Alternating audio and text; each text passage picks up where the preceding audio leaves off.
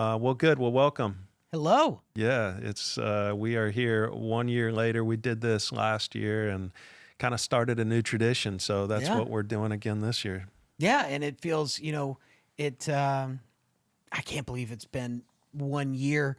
When we were preparing for this thing, I was just kind of browsing over all the videos on YouTube and things like that. And we had 52 episodes this year. And, I always like to look back at how things started. And I always go back to, that first episode that we filmed in here was with Chris Dunn. And I think, we were maybe once a month, maybe once every month and a half, we were putting out episodes and, they were chaotic and hard to get through. And then I look back at the totality of 25 and we're putting out 52. We shifted to one a week and at the later part of 24. And we've had so many people from all different spectrums, whether it's ancient history, aliens, death, some wild shit all included in there. But it's been a hell of a year of the 52 episodes that we've done and everybody that we've had in this studio. And yeah, it's so much fun to sit down during these conversations and get out of my comfort zone, which is my office next door. It's a little different to be having this conversation with you with mics in front of me. But I'm excited about it because it gives us an opportunity to kind of reflect on 25 and share with everyone tuning in, everyone listening, what 26 is going to bring. So Cool.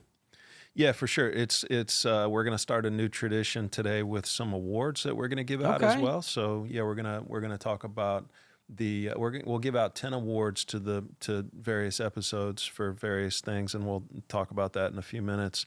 And then I thought that before we got into that and into the episodes that we recorded in fiscal or in calendar 25, I thought that we would talk about a little bit about maybe updates on the Vase topic, the Cobain topic, and then what's happening with the pyramids. Because I think that those are three big projects that I took on, and so that my channel took on. huge projects, huge projects. This year. Yeah, so it's those have been fun, and they've been really cool. But I think it's probably something that at the end of the year, okay, the audience wants to know where we at with these three things, what's really going on. So I'm going to say as much as I can say and as much as I know about each of those three topics. So for that part, maybe we kick off there.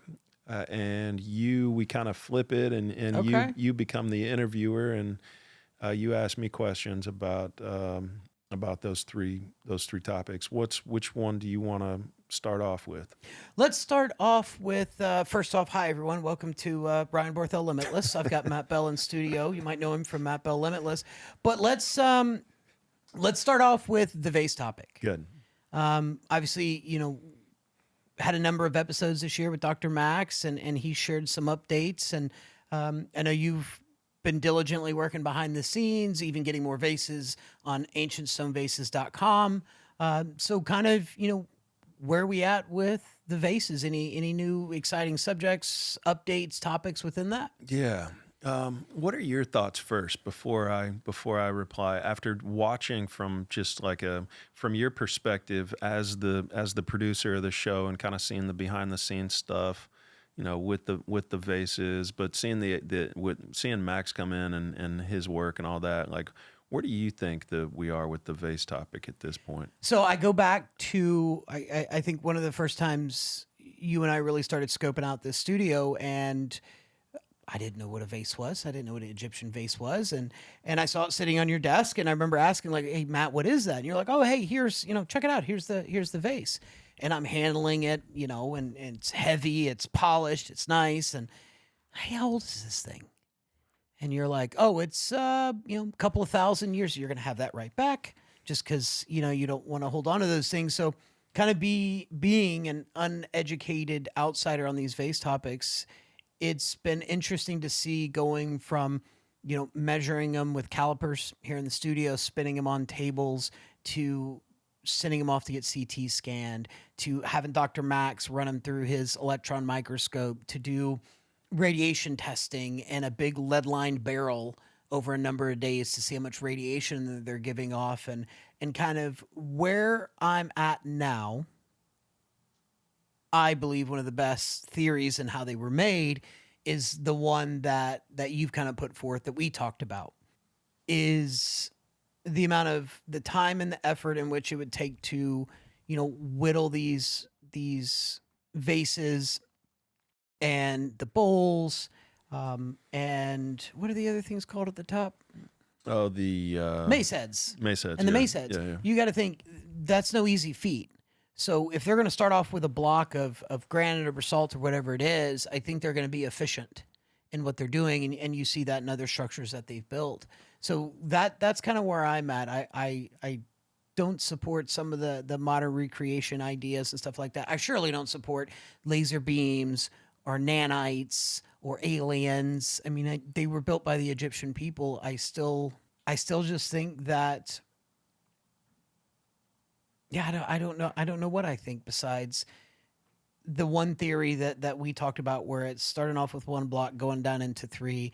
To me, that's the most plausible because it uses, again, not all those, you know, weird technologies. It uses things that they had at their disposal. So Right. that's kind of where I'm at with that. Yeah, so I don't even know where I am with the topic. It's such a complex and deep and interesting topic, and we learned a lot in 2025 for sure. It's I guess the big question remains: are the precision ones modern or ancient?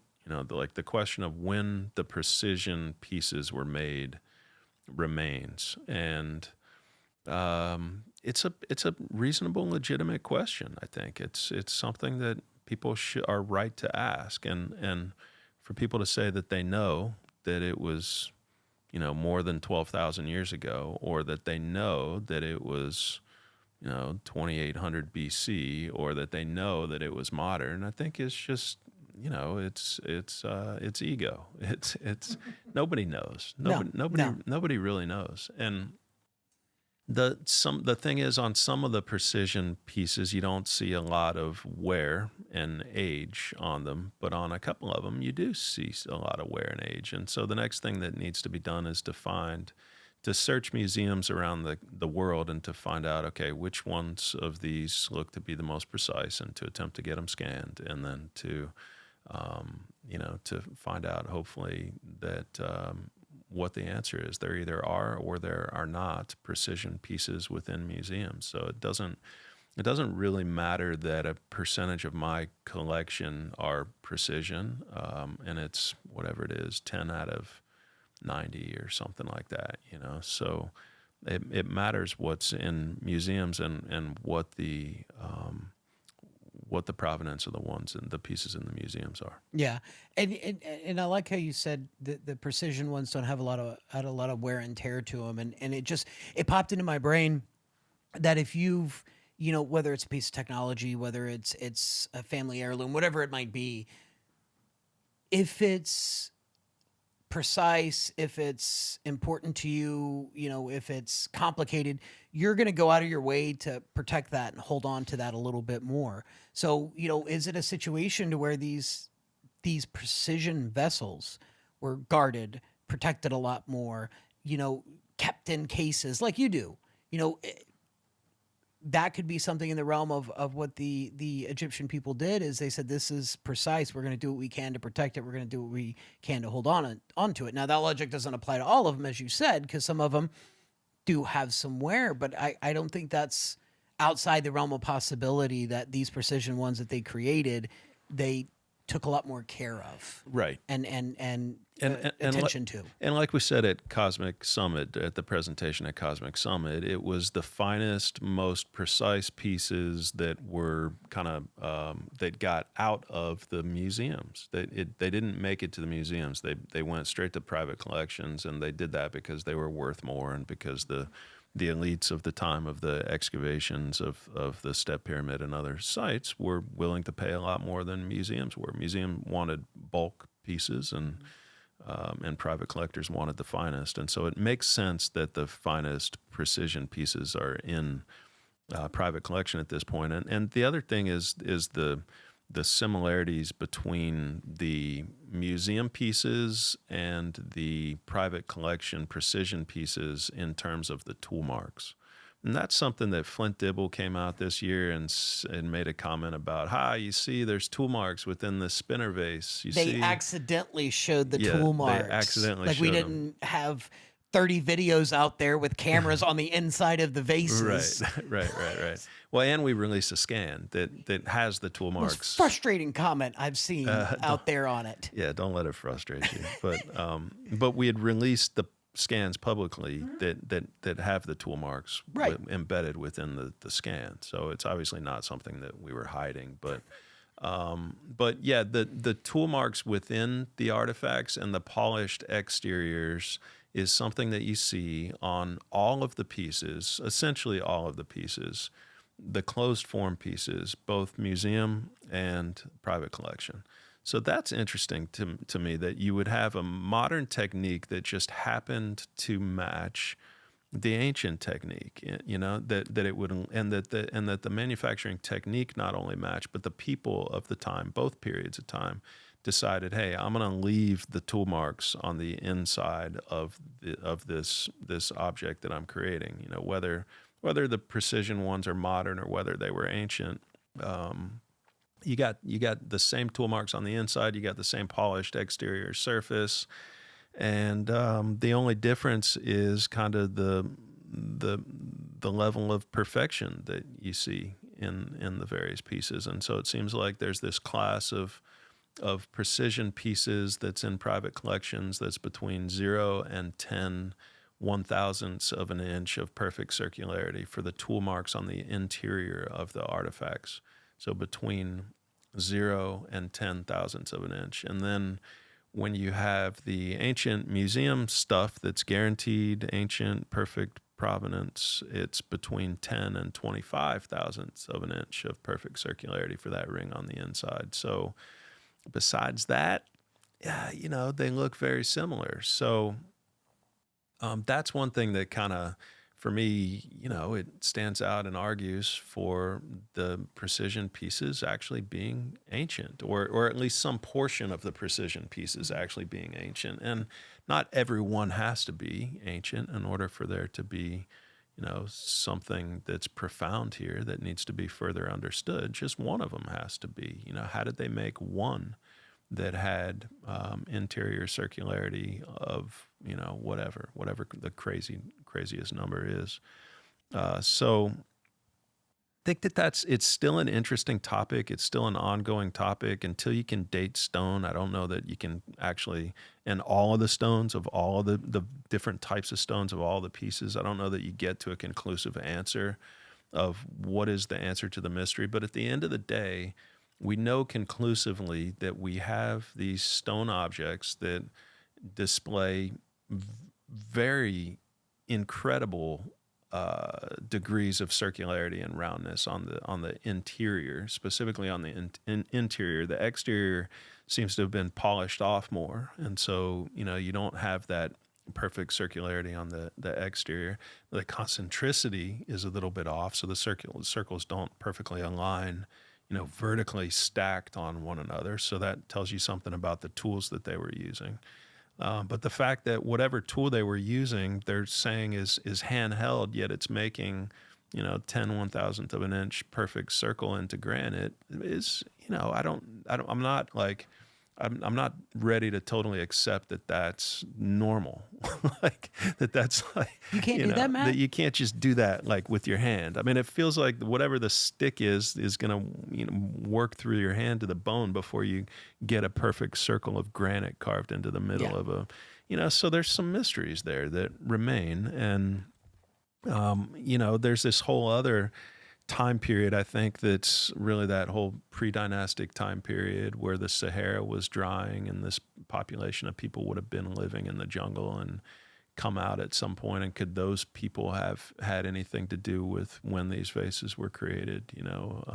Did they build some of the structures around Egypt that we see? So I think that was one of the fun things that came out of 2025 for me, was exploring that topic, obviously the vase topic, but then the drying of the Sahara with button. That's insane to me, by the way. I It's wasn't cool. aware of that until that button episode. Yeah, yeah. Let's get into that when we get into the Yeah, episodes. yeah. Because I definitely have got some thoughts and some pointed accusations at the Florida school system for not being known about that. So yeah, yeah. Well, what else do you think in terms of the vases? Do you think any other questions? Anything else that I can answer there? I mean, I guess in terms of next, maybe. yeah, well, I mean, you shared a hell of an update. You kind of shared your thoughts on it. I from my perspective, I 1,000% agree with you. I still don't think we have all the answers, and maybe we never will, but we should still ask the questions and still do the research. So, kind of what's from your perspective, what's on the agenda for 26 in the Vases? Like, kind of what's next? Yeah, I'd like to get some surface deviation reports back on additional precision vases. Max at one point said, "Don't worry about these because my software is going to be able to tell you're not going to need these scans," basically. And they were like $500 a piece or something. So I think I'd like to ask them to go ahead and create these scans because that should really clearly show visually whether or not a lathe was used on the exterior of all of the artifacts, of each individual artifact. Because with the surface deviation report, you can see, are there horizontal lines that go all the way around the object? And what Max is saying is that you don't see that on the museum pieces and you don't see it on the non-precision pieces. So he's saying that they weren't turned. He's saying that you're only going to see that on the precision pieces. And so what I'd like to do is just visually see that with my own eyes and share it with people, whatever the answer is. Like say, hey, these are all of the precision vases and these are all of the surface deviation reports. And you can see that these were turned. So that the technology on all of these, or the method, not the technology, but the method of manufacture is clearly different on the exterior for the precision pieces. And I think that's to be able to visually kind of prove that is probably important in establishing that, hey, that the manufacturing method is clearly different, and then that can lead people to speculate on, okay, well, was it a manufacturing method from ancient times or was it a manufacturing method from modern times? Because it is consistent with modern manufacturing. I mean, that's one thing that Max keeps repeating. It's what we see in the precision vases is consistent with modern manufacturing. So, I think that is it's a legitimate argument for the highly precise ones to be modern. And if they are, they are, I don't think it's conclusive, but I think that it's one of those arguments that says, hey, maybe the precision ones are modern. If they are, so be it. There's still there's 80 more that are I think just an incredible testament to ancient people's manufacturing ingenuity that we still don't completely understand.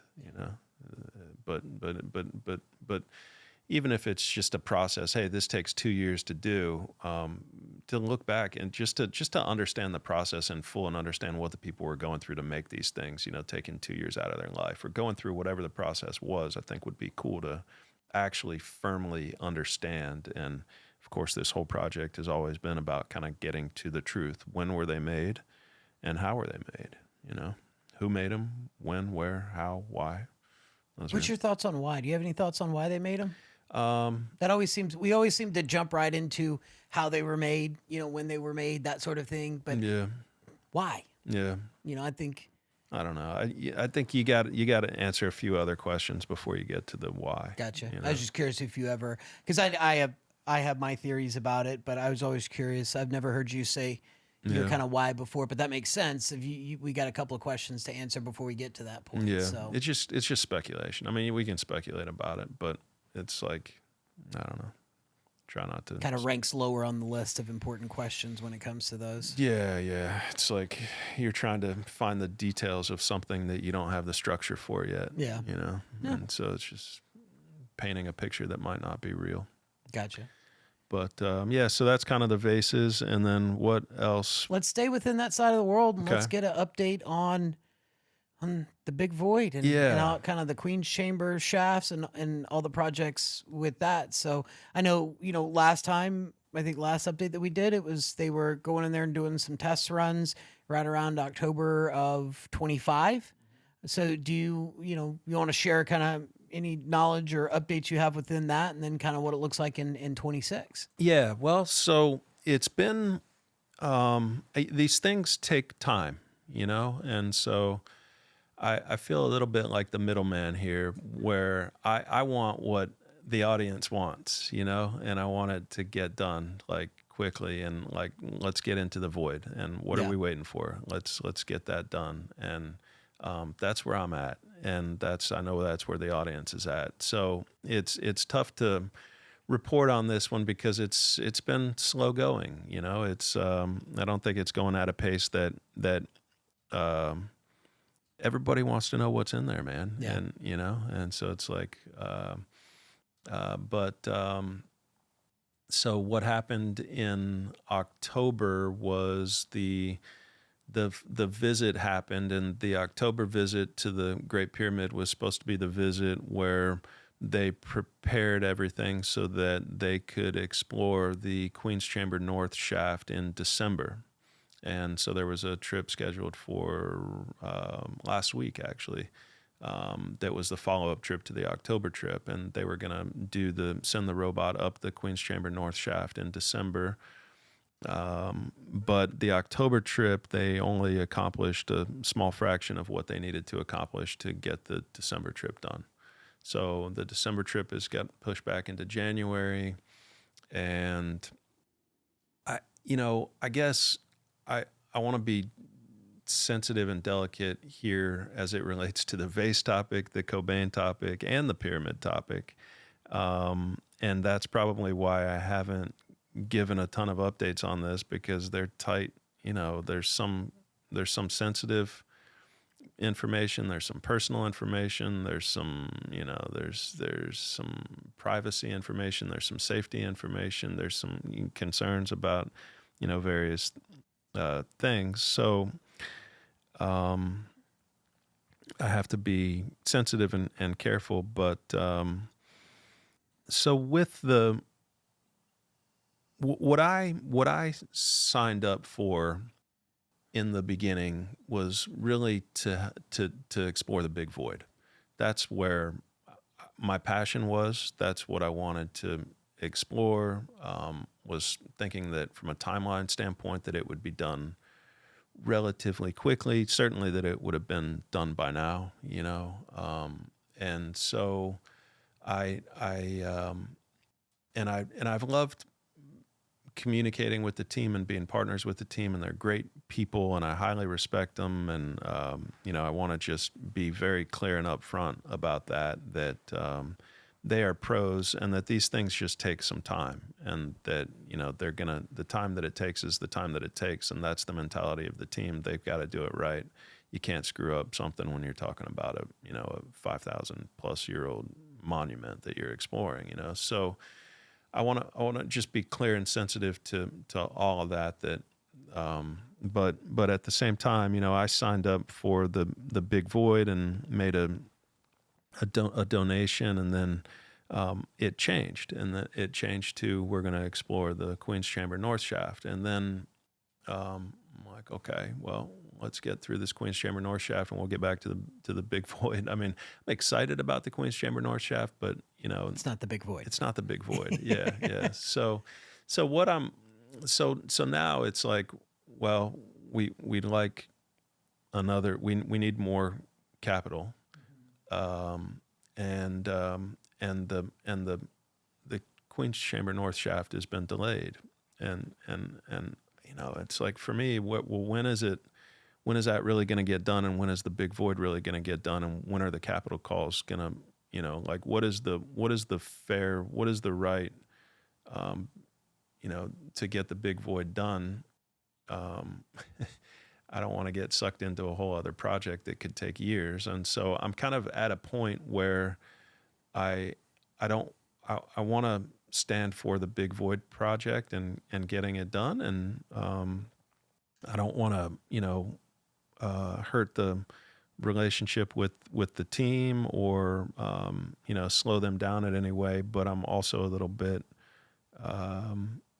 just, I guess, just eager to get things moving forward with the Void. So I'm open to advice, from an audience standpoint, but that's just kind of like you're catching me at a moment that's in between email trails with the pyramid people kind of working through, okay, what's next? Yeah. Well, and I mean, you said it best. I mean, it's 5,000 plus year old structure. It's a cultural icon. You can't go rip roaring through there, and knocking down walls. These things take time. They take, you know, they take strategy, they take thoughts, and of course these things are going to take time, and it's more about kind of doing it right than speeding through it. Now,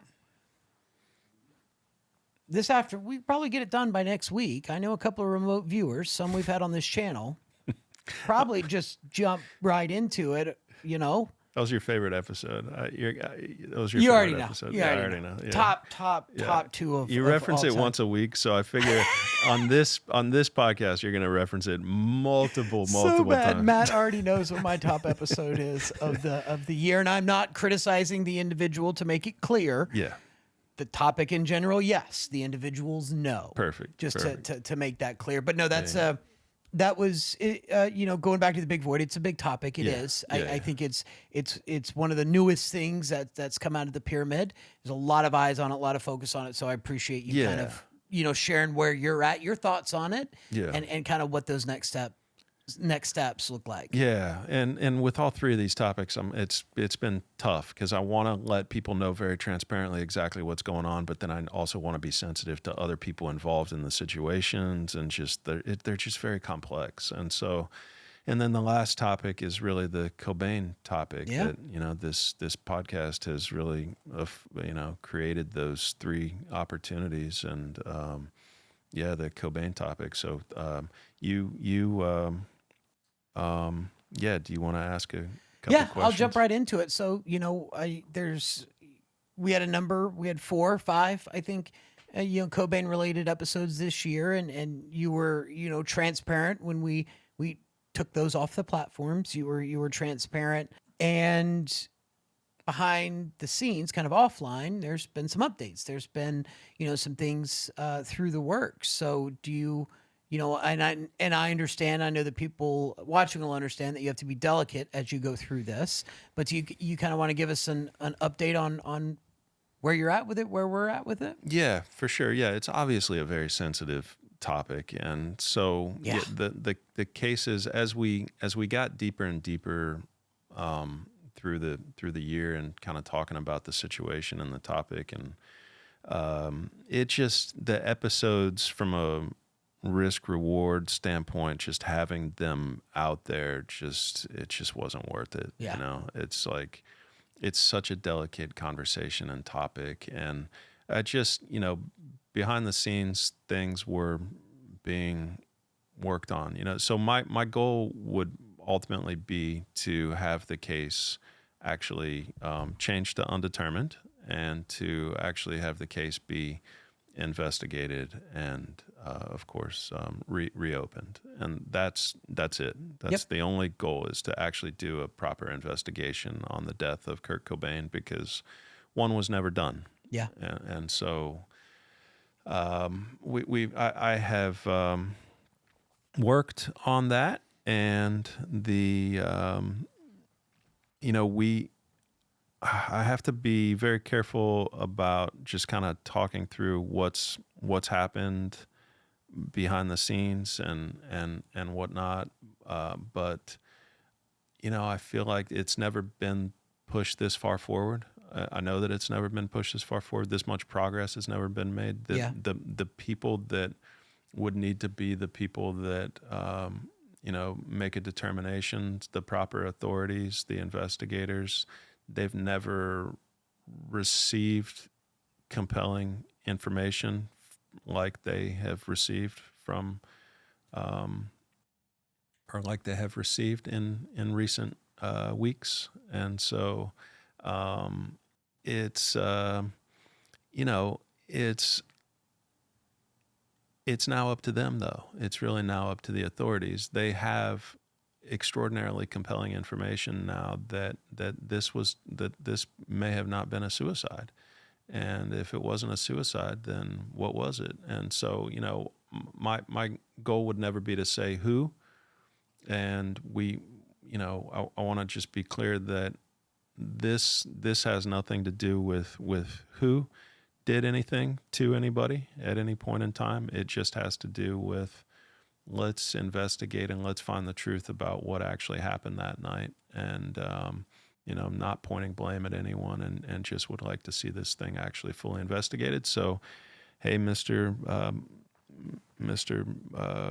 Who was talked to? So the deputy mayor, The chief of police, yeah, the deputy mayor, which yeah, I don't think they're the deputy mayor anymore. I think that election went a little wonky. yeah, Um, the head of investigations. Head of investigate. So we don't stumble through who was all there. What I Yeah. can tell you, it was the decision makers Right. with Seattle Police Department and their government were in that room and were presented that evidence, as you said. Yeah. And without going into the details of that, it was, we have questions about the investigation. Can we look at it with fresh eyes? And that was the focus of it. Yeah. And I think that's an important takeaway, that it's, like you said earlier, it's not about the who or the why. It's what do we need to do with what was presented to just take a fresh look at it. But that's the whole update on the Cobain thing. And so now we're kind of in a wait and see period. We're going to give it until January and kind of see what happens. And I know that if the authorities do the right thing and investigate the case, then maybe the world will hear at the same time that we hear what the verdict is, or what the next steps are, or if it's been changed to undetermined or reopened or whatever. So we'll find out whenever we'll either find out for the proper authorities, or we'll figure out next steps if that January deadline kind of goes and they've not replied to us. We'll need to figure out what to do next. Oh, yeah. Yeah. Those easy topics that we just gave the quick updates on, from Vases to Big Void to Cobain. I think it's nice to sit down and give the viewers, give the subscribers an update on where those things are, because to your point, I mean, these are huge things, and you're not going to hear daily updates. You're not going to hear weekly updates, because these things take time. So, I appreciate you coming on, Ryan Barthel, Limitless, to answer those updates and give some, new news, some thoughts and stuff like that to our welcome. subscribers. Yeah, for sure.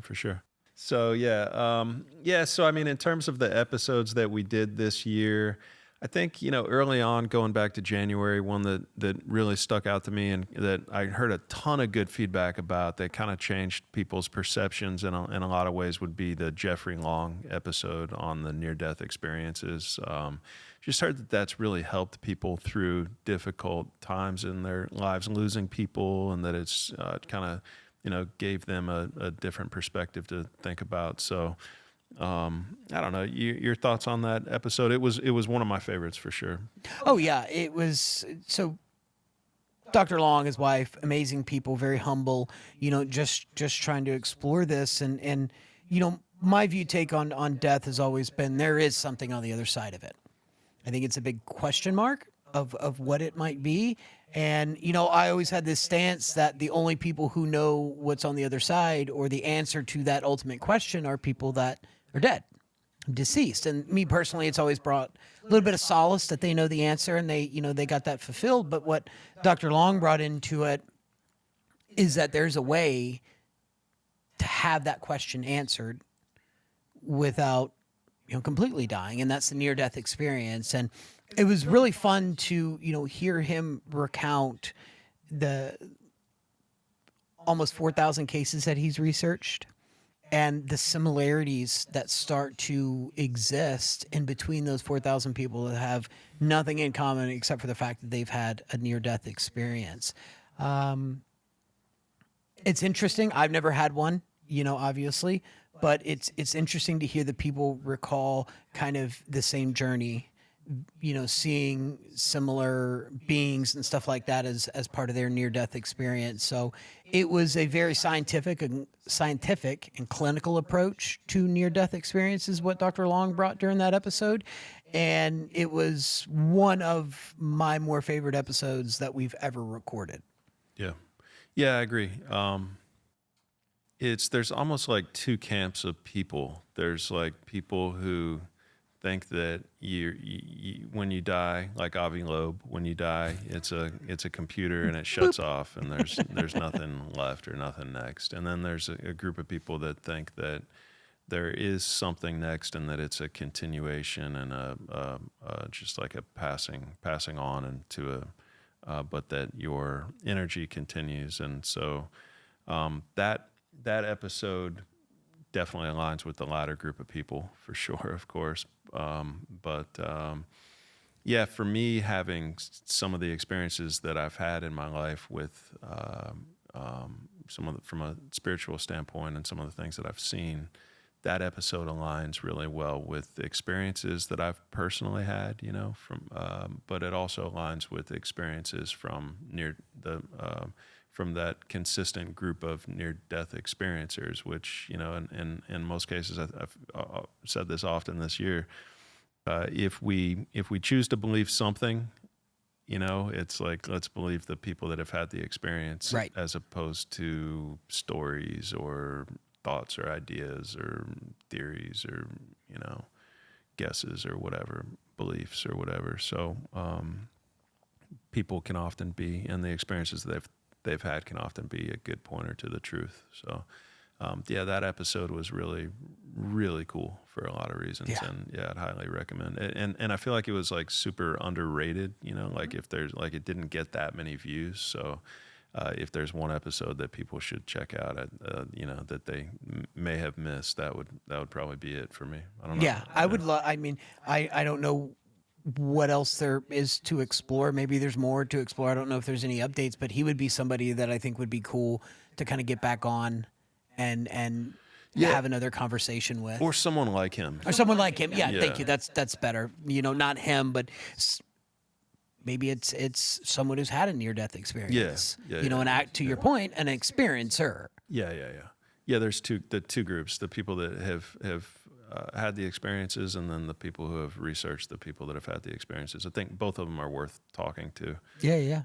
I read that book, The Journey of Souls, after we had Chris Ramsey on, because he recommended it, and yeah, that was pretty crazy too. Journey of Souls, where talking about the afterlife, and very consistent with what Jeffrey Long talks about. And so yeah, it's pretty interesting, pretty cool possibility there for kind of what's next or what comes next. But yeah, so that was cool, crazy. And then one of the biggest episodes that we did was Chris Bledsoe. So we had that evening before with him, and thought it was a fantastic episode. He did a great job talking to him. And what I'm trying to do is get Chris and Ryan and maybe Chris Jr. to come down, and we can do either a 3 or a 4 person podcast and kind of talk to them about their whole story as a family, because I don't know if that's been done in full podcast form yet. So good stuff there. Yeah, no, that was fun. Chris was amazing. Yeah. And that was fun.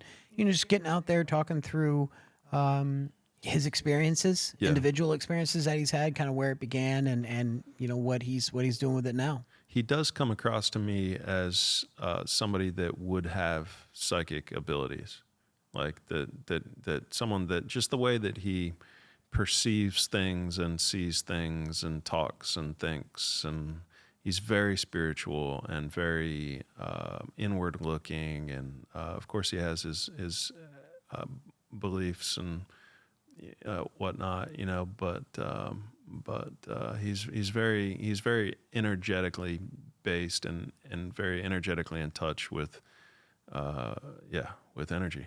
Yeah.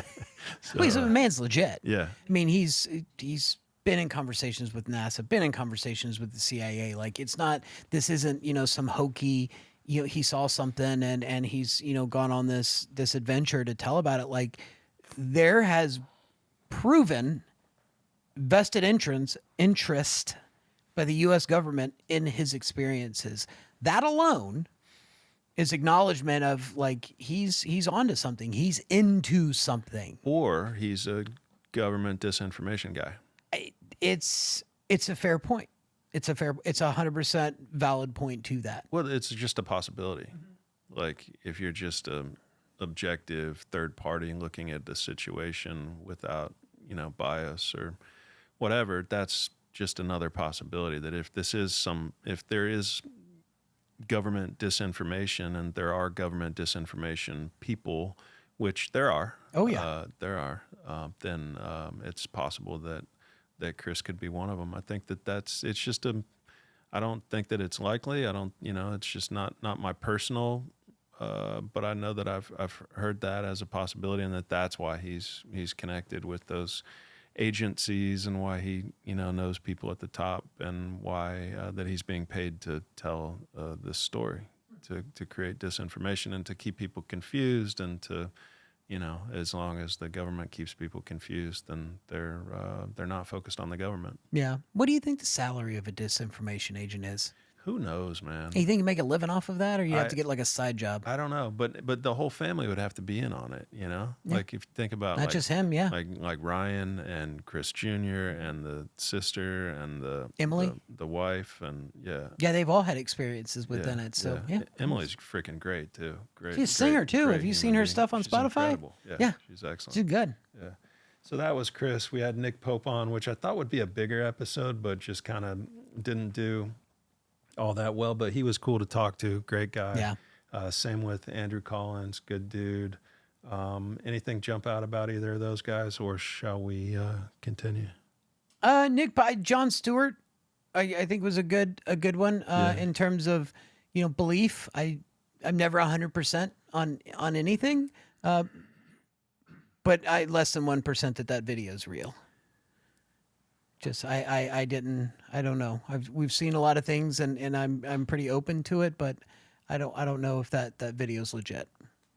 And it could be purported to be, that it's talking about disinformation that you mentioned earlier. It could be a legitimate video, and the government's propaganda worked in making people, think or believe that it's not real. But I'm 1% on that. Okay. Yeah, I'm about 5, I think. About 5. Something like that. So yeah. we're within the Yeah. realm of possibilities. And I think, look, the work that John's doing is important and it's vital. And he himself has said that he wants to get to that question: is it real or is it not? So I have my beliefs, you have your beliefs, he has his, but I think it's important that you still get those questions answered. Yeah, so that was cool. He was a highly energetic guy. He definitely was all in on it.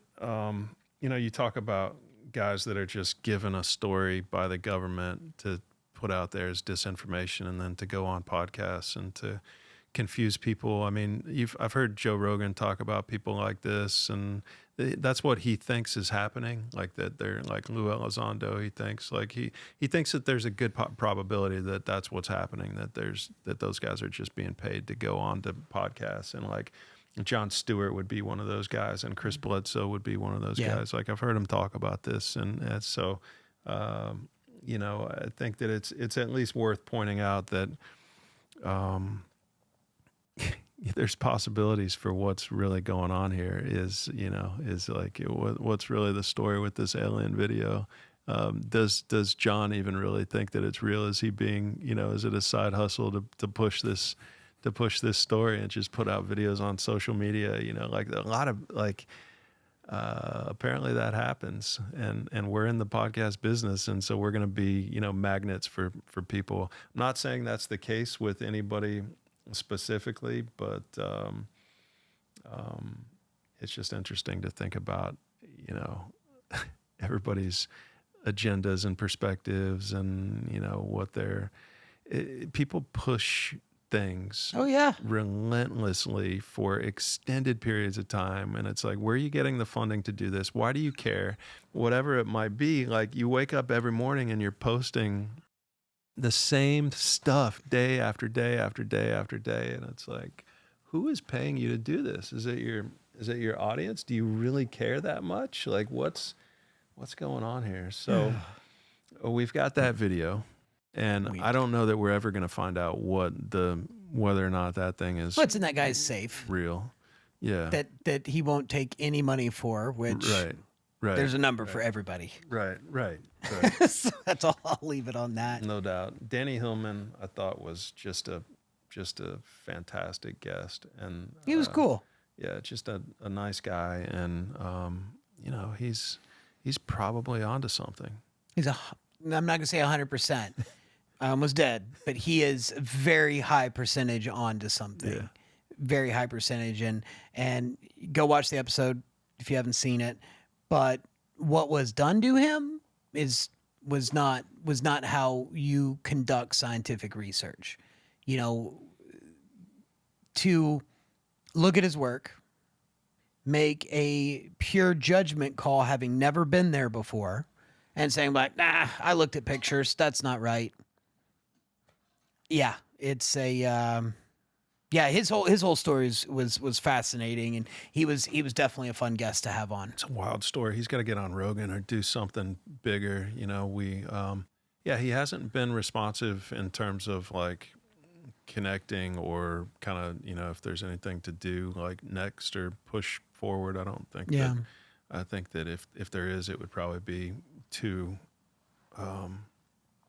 pricey for an individual, you know, to kind of get involved with. But he's got to get more eyes on this thing and get the story out there more, and you know, hopefully raise some interest and then raise some capital to be able to explore the zone, to Yeah. be able to explore the area better.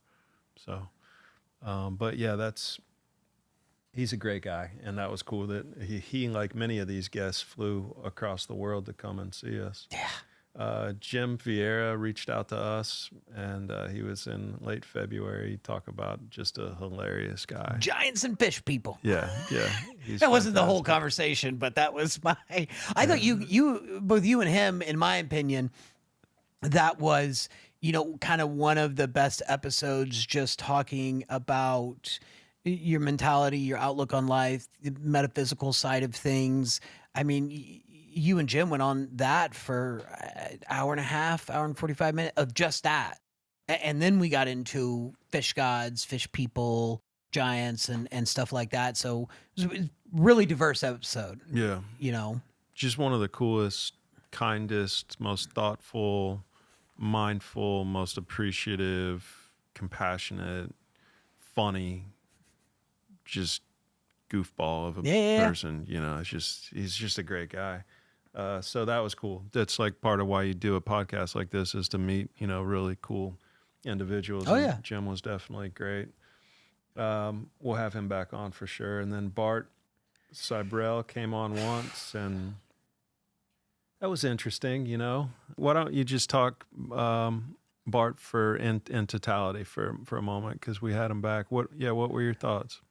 So I'm going to start off and say that I am 90-10. 90% we went to the moon, 10% we didn't. 10% we didn't is driven by a few kind of big things. Why haven't we been back? We started going in the late 60s. We stopped going in the early 70s, and we haven't been back at all with humans. And when we go back with probes and things like that, it's very challenging. Why have we been back? That's number one. Number two is, why does it seem like our entire rocket program kind of just, the technology scaled back? It dumbed down and went in reverse since the late 70s. So just those two things alone are why it was driving that 10%. Now, Bart did not influence me in that 10%. That's always had that opinion. Look, Bart's a nice person. By his own admission, he's not open-minded to the fact that we could have went to the moon. And even during our second episode, in real time, I was fortunate enough to find the full contextual clip of some of the things that he was showing in a snippet. And, you know, that branched into an argument of, you know, well, how do you know that? Well, I don't. But I know they do, and they're the ones talking about it. So, you know, it was like the Orion, the Artemis mission, and things like that. So, again, 90-10, probably not going to see a lot of variation within that. Yeah, and that's kind of my thoughts on the whole moon topic. If you believe in the moon in general.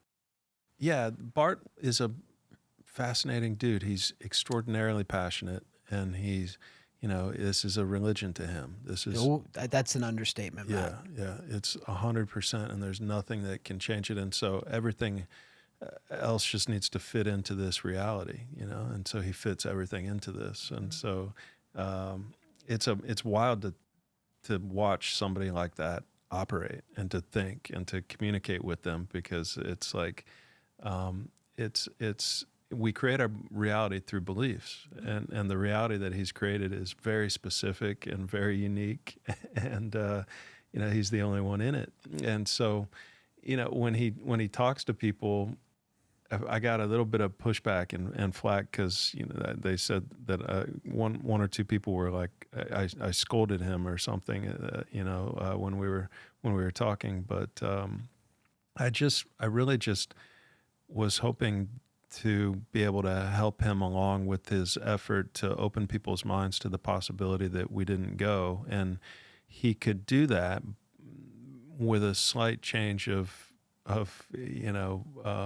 pace, a slight change of strategy. If it could easily shift from, I think we went to the moon. I'm right. I know we went to the moon. That could easily shift to, hey, check out this evidence. Yeah. Like there's a real possibility that we didn't go. Yeah. I'm probably 60-40 that we went to the moon. Okay, that's changed, I think, since the last time that we've talked. Has it? Yeah, I think you were 50-50 last time. Yeah. So And then 60-40. close. Yeah. But yeah, it's a question, Yeah. there's a question there. I don't think it's 100%. Yeah. No, not with just like the two things that I mentioned Yeah. earlier. Like, that is where I will say that's odd. Right. That doesn't make any sense. Yeah. And it's I think it's a fair point. Yeah. So anyway, that was Bart, Ed Barnhart.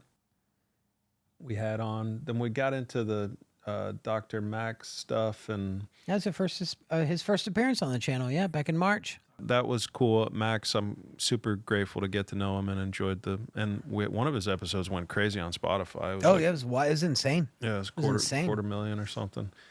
Michelle Wilkins, we talked about. Penny Smith, we didn't, but that was like hospice, end of life stuff. That was cool. Penny was down to earth, cool chick. Randall talked about the moon for the first time ever, which was pretty special, I think. Big RC. Yeah.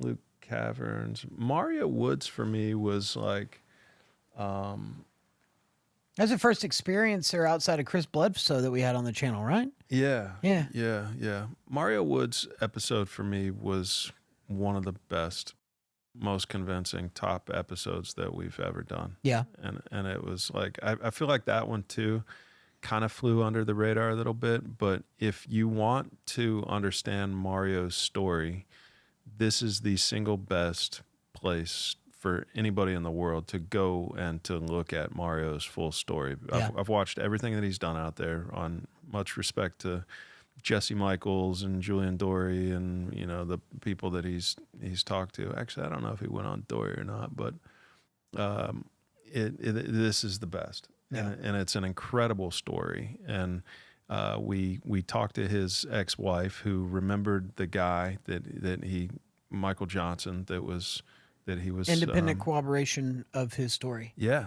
And for the record, we did not get her contact info from him.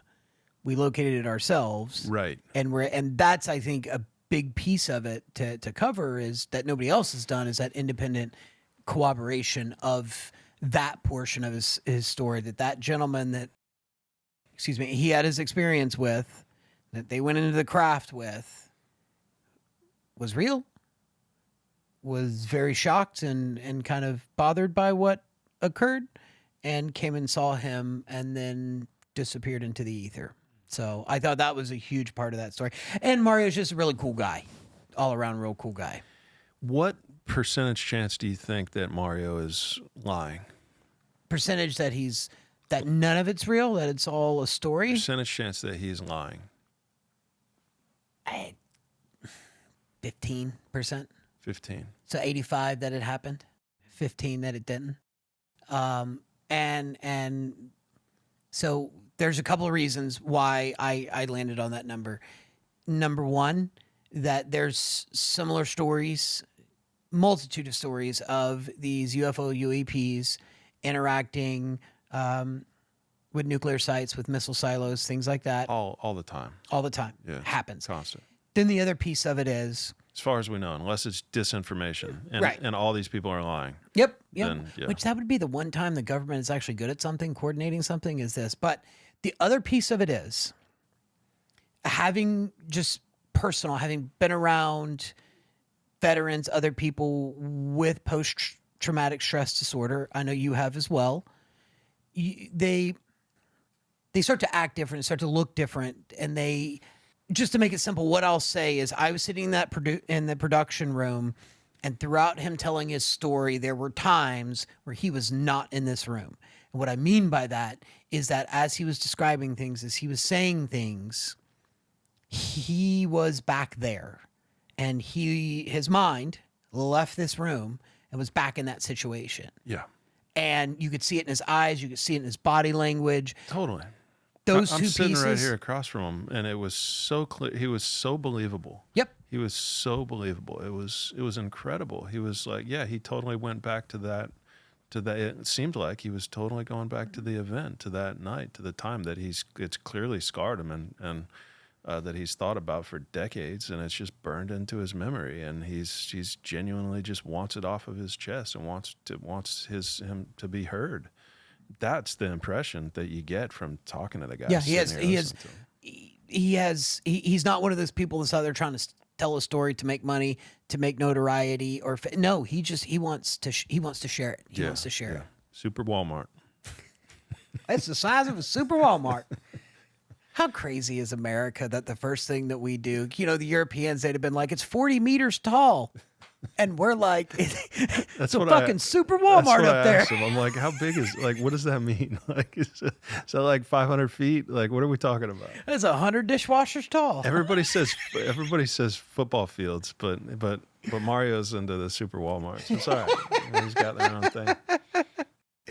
So Mario is a fantastic human being. Love the guy. Love the guy. And yeah, it's just wild because if he's telling the truth, then like that's game changing. Yeah. Then you go back and you look at what were we talking about earlier with this disinformation stuff. It's the only other possibility. Yeah. I think it's the only other possibility is like, okay, telling the truth, lying. Okay, why are we lying? Disinformation or fame? Like, really? What fame has he gotten out of it? Nothing. And nothing. None of these people that come forward get anything positive out of this. No, they get a life full of just ridicule and just bullyism. So you got a great guy, Mario Woods, Derek Lambert, great guy. Really enjoyed meeting and talking to Derek and his wife, great people. But religion, I guess I've made a lot of progress in terms of my thoughts on like religion this year. I'm glad that we explored it, and I'm more respectful towards it than I have been. I obviously I grew up religious and went to private Catholic school, and as a kid, and was forced to go to church every week, and then kind of left the church 5 years ago or so. Between 3 and 5 years ago, I just kind of it just became less important. And then, and so I went through this kind of rebellious period, and I kind of ended that this year. I have nothing against anything, but it was kind of nice to get that off my chest and talk about it a little bit. Yeah. I've been pretty transparent with you. It's just not interesting to me. That's me. That's what what I was about to say. Like I'm generally, open to all of the topics. I think by now that it's science fiction and space is what leads for me. But just I've never had a fascination with religion. Yeah, it's not judging it. I know people love it, and that's great. That's just it's not my cup of tea. at all. Yeah, same here. Same here. So glad we talked about it, but Same. just kind of, and maybe I'm not opposed to talking about it again if the right guest has Yeah. something interesting to talk about. But I don't think there's anything to explore really Yeah. there. Yep. So, and then we go into Joseph McMoneagle. Until there is something to explore, because maybe in the future there will be something interesting on either side of the Well, here's question, so. before we go to Joseph's. Did you watch the Disclosure trailer? Yeah, Did you see the outwardly religious overtones Yeah. that they had in it? So yeah. Well, he's trying to not lose that audience. Like he's trying to work that into the conversion to this actually being a reality, to Disclosure actually being a reality. He wants to address that issue of religion head on so that we can start to talk about this situation. yeah. And he knows that it's a barrier to the situation. So it's, disinformation agent, do you put any credence that Steven Spielberg is part of the Disclosure evolution as the forefront in coming out with these movies, getting people comfortable with the idea of disclosure? I've never considered that before. Yeah, so there's this old kind of thought that war movies are a part of that, especially with American culture, that you start seeing like really intense war movies either right before or during a war, because it's to get people comfortable with the idea of war. And, especially with movies, to romanticize war, to get people, tricked into the belief that people aren't going off and dying and being maimed permanently. So there's a parallel thought that when it comes to people like Steven Spielberg, Close Encounters of the Third Kind was kind of that first, back in the 70s, which is an amazing movie, that getting people comfortable with the idea that aliens are real. And not in like a terrifying way, but in like a fun way with Richard Dreyfuss, and we're doing stuff with mashed potatoes. That was kind of the first salvo in a long, drawn-out plan of disclosure. And what some people believe, quite passionately, is that that's what's happening now, is that this movie coming out, which we've only seen the trailer, we don't know all the details of it, is another move forward in disclosure of reintroducing it to people, getting, hey, maybe it's not all bad, that sort of thing. So It's a story. it is. Oh yeah, no, it's complete. Like it's a fun conversation. There's nothing concrete within there, but I mean, it is almost following similar patterns. Is there anything factual that you could say points towards that being a legitimate reality? No. No. No, there's no facts to it. It's just thoughts and opinion. Okay. We don't talk about facts. no, it's Let's just keep moving. yeah. Yeah. Sorry for the side road there. No but worries. Yeah. No worries. Okay, so no, I don't think he's a disinformation guy then. Steven Spielberg? Yeah, no, he's got to be legit. The Billy Carson,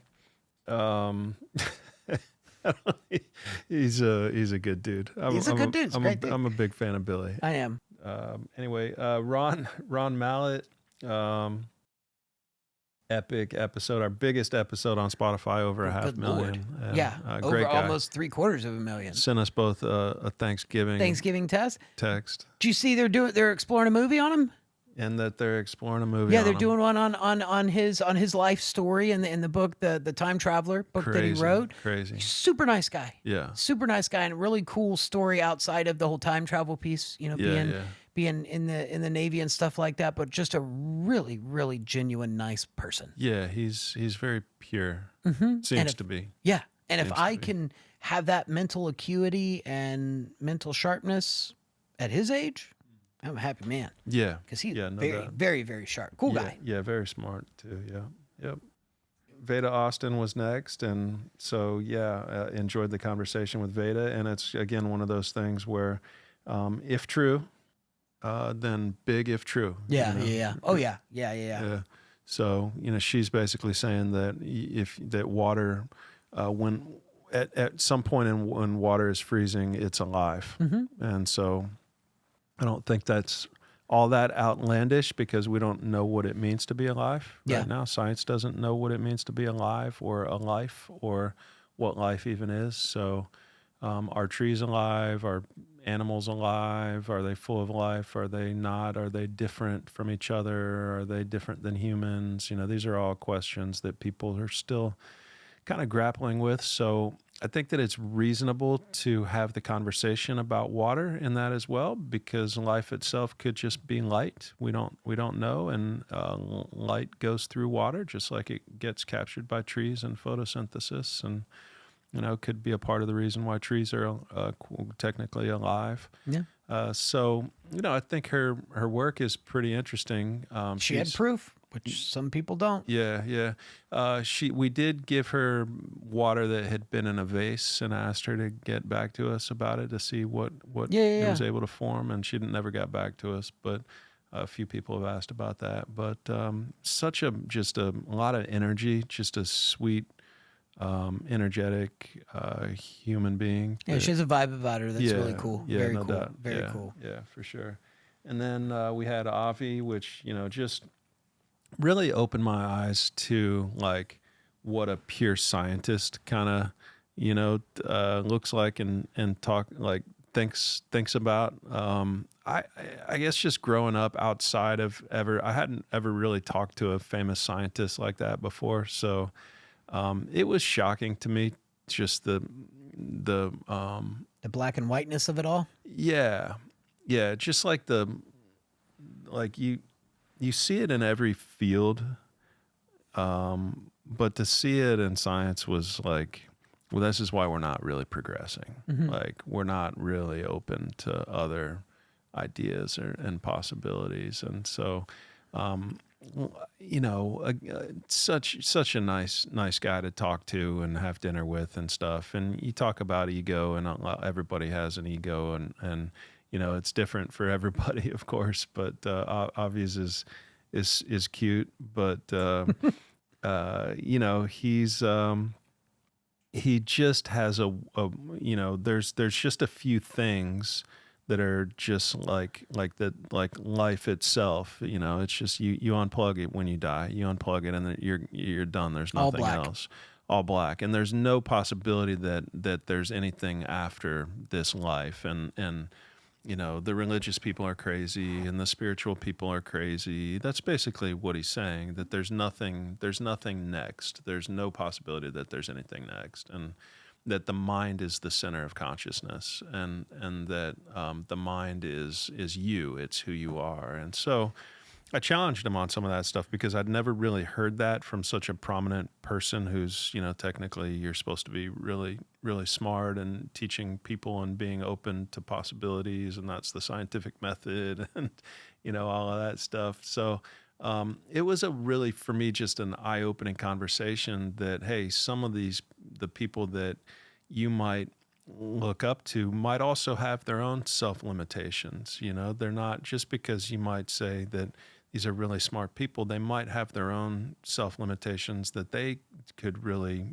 help themselves by working through and burning through and looking at things differently. And you don't expect to see it in a field like science with such brilliant people, but that self-limitation, which comes from beliefs, is there in every field. Yeah. Yeah. Yeah. So, yeah. So that was an interesting one, and we got a lot of guests. We got a lot of people that we talked to this year. 52 of them. So, Hawass, what were your thoughts there? I liked him. Yeah. He was nice to me. Okay. That's all I'll say. I mean, I'm not. Yeah. I know a lot of people have different opinions. He was nothing but polite to me, and that was kind of my always my thoughts on Dr. I Hawass. think it's been said pretty much. Everything that needs Yeah. to be said has been said about that. I don't know what else you can kind of go with. Kind of go down into more detail on. He's not different than his persona that he gives off in the public eye when he's on TV and stuff. He's not different than that in person. He's a very tense and intense person, and you know, he's 80 years old or whatever. He's got his mind set in a Yeah. certain way, and well, you know, it's like you talk about religion. It's religion for him. Yeah. You know, so it's whatever. The Yeah, it was cool to give Cody a shot at a, you know, at a bigger show, and thought that he did a great job. He was just the MC out at that event out in Arizona. Cool. He was the MC of that. Cool, I heard he did a cool. really good job too. So Good to hear it. Yeah, Cremo was great. He's a legend. He was cool to talk to. I thought Matthew LaCroix was we vibed really well. he's a cool guy. I like him. Yeah, yeah. Like I could see, you know, I could, if I wasn't so busy, I could see being friends with Matt. I thought he was. He's a smart guy. He's a passionate guy. He cares. He was thoughtful. He's pretty intense. He's just kind of doing his own thing. You know, he's separate from the whole group of, you know, the community. It seems Yeah. like he's just kind of, you know. But Matt's a great guy. And I think he's got a great theory. And then, yeah, where would you go to next? I would say, I mean, I'll talk briefly about Hai Sung Lee. I thought his story was fascinating. Him and his family defected from North Korea. It was really cool. Just, you know, was reading news articles online, came across his profile, and just a wild story about the inner workings of North Korea. Andrew Gallimore. You know, if there's one person that's I don't know if I'm quite ready yet, but if there was one person that really pushed me towards potentially trying DMT, it was Andrew, because it was more of a, you know, hey, it's not a scary place. It can get scary. It's not a scary place. There are things on the other side of, you know, when you're within that DMT trip that we just don't know what they are. They're intelligent. You know, people who have gone through the DMT experiences have a pretty consistent description of that place. It can also be very hyper personalized to your kind of experience. And what I liked about him is I think just with a lot of drugs that there's this stigma around, like, well, people are just taking DMT to get high and trip, which may be the case for some people. But, you know, Andrew is you really approaching it from a scientific perspective and trying to pursue those answers. So, you know, his story and his kind of research were really, really cool. Do you think we're in a simulation? What are the odds? I don't know. That's one, to be honest with you, that's one of the topics that we've covered on the show that I've not really put a lot of thought into it. And I can't give you the underlying reason why. It's just like Rizwan's. Because we're never going to know the answer, maybe. I mean, will we? Is that escaping the simulation if we die? Like, I don't know. Do we even escape it when we die? Is the afterlife a part of the like phase two process of the simulation? Yeah. It's the one that I don't know if, you know, deep down inside of me, I'm actively avoiding putting a percentage on it, but it's just transparently the one that I don't know. It's like, it might be a little scary. It's just weird. It's different. Like, let's, if we are, what is the purpose? Like, what are we doing? And if we're not, cool. Like, so it's one of those ones, I think, 90-10 we went to the moon, like, that's easy, right? There's not a lot that comes after you've made that determination. Simulation, let's say 90% we are. Well, then what?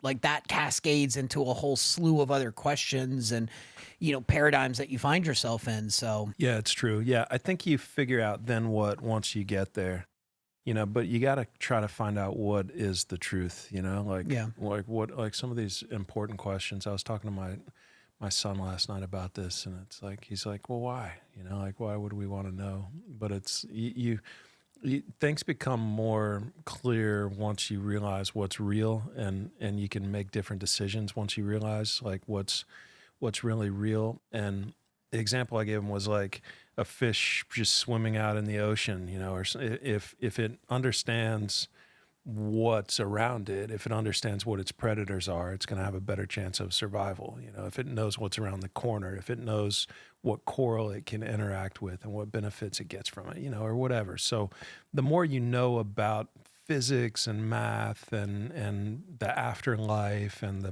the reality and simulation, whether or not we're in a simulation, you know, like it leads to things that will change reality for everybody. If as long as we continue to kind of go down the path of exploring what's real and what's true, then that can change a lot of things. Yeah.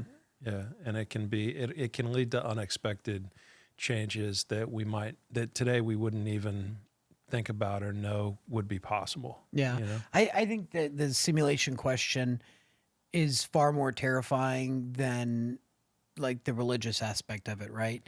So if you follow the religious aspect of it, like is there a God? Is there not a God? Doesn't really like there's a God or there's not a God, right? Like, but with simulation, okay, let's say we are in a simulation. Who the hell created it? What almost omnipotent being designed create the same thing, but designed the simulation, and who's maintaining it, and what's the purpose of it? Like that. That's what I'm talking about. That's an example of like that whole multitude of questions that just instantly pop up the moment that you're like, yeah, we're in a simulation. Like out of all the topics we've covered, it is by far, to me, the most convoluted and complex one out there. By far. Right. He just got a doctorate, by the way. He's a doctor now.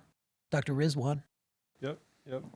Yeah, it's tough to ever get to the bottom of it or to really know, you know, so it's tough to want to kind of dive into that one, but it is fascinating. Yeah. I give it a higher percent chance than 50, you know. Oh, wow. Okay. Yeah. I think it's probably 65 or something like that. Damn, that's high. That's for me, yeah. That's in some form, you know, that we're almost like in an aquarium or something, you know, that we're being watched over by some advanced being or some advanced beings or something. And yeah, that it's like some process. And I guess one of the things that my mind was opened up to during the course of this year from this show was when we kind of got into Chris Ramsey and talking a little bit about how the afterlife might be related to the UAP phenomenon. And so that was kind of a cool conversation. And like, but between the afterlife, the UAP phenomenon, and simulation theory, you can kind of see like correlation there and make connections there after talking to a handful of the guests that we've talked to that I didn't have prior to this year. And so it's been kind of cool to consider whether or not this UAP phenomenon is actually controlling somehow the post-life experience and maybe even recycling souls or, you know, do something crazy that could the UAP phenomenon be related to the afterlife, and could it be related to, you know, this whether it's a simulation or not a simulation, whatever the nature of reality kind of is, you know, are they all correlated? So I thought that was kind of like a cool kind of, and maybe we explore that a little bit more in 2026. That'd be, it's funny going back to the very beginning of this. I had a somewhat black and white view on the world, and it's especially this year, the number of people that we've talked to is, it's a hell of a lot more complicated than that. But the last thing I'll say on the simulation, am I in my own simulation and you're not real? You know what I mean? Like, has everybody got their own individual simulation, or is it like, you know, are we all contributing in one giant program? Like, that's what I'm talking about, where it'll make your head hurt. It'll really, at least it does mine, in terms of just the pipeline, the slew of questions that come afterwards. So I think we scroll right down that list. I think we hit Sam Urban, great guy. It was Okay. subscriber, viewer that really wanted to come on, really started to opening us up into the ancient seafaring civilization culture, and another person that, you know, similar to Michael Button, that went down that professional classroom environment at universities and was kind of taken aback about the closed-minded thinking that was not being taught, but being that was the expectation, is here's everything that we know, it's never going to change, and if you challenge that, you're a pseudo archaeologist, you're a pseudo whatever. And he was kind of fun. And then we'll just jump right into Trevor Grassi. Okay. Trevor had a vibe, man. Yes, he did. Yeah, he was a cool guy. He was a He was a chill fun guy, guy. yeah. He's super nice. Kind of And, random how we were able to connect with him. He was at I think it was a UAP UFO conference in Tampa. Yeah, yeah. And just, I think he hit you up on X, and we're like, yeah, let's do it, man. Yeah, he was interested in having me potentially fund a project that they were working on. So I think that was part of the reason that he wanted to connect. But a super nice guy, and you know, I think talking to him was interesting. His fans are loyal and really love him, and for good reason, because he's a nice guy and he's got a great vibe, and he's just a cool guy. But yeah, I guess some of the stuff I would personally maybe put a just a lower percentage to than some other people, maybe just because I didn't really hear a lot of evidence for, you know, some of the tunnel systems, or like where did the information actually come from. And when we kind of dug down into that on a couple of things, it was difficult to kind of get there. You know, it was fun. It was exciting. Yeah. Truthful, that's a little different. Yeah. Well, yeah. But crazier stuff has been true. Yeah, and in a lot of cases, the guest is just kind of conveying what they've heard from somebody else, Right. too, you know? So, yeah.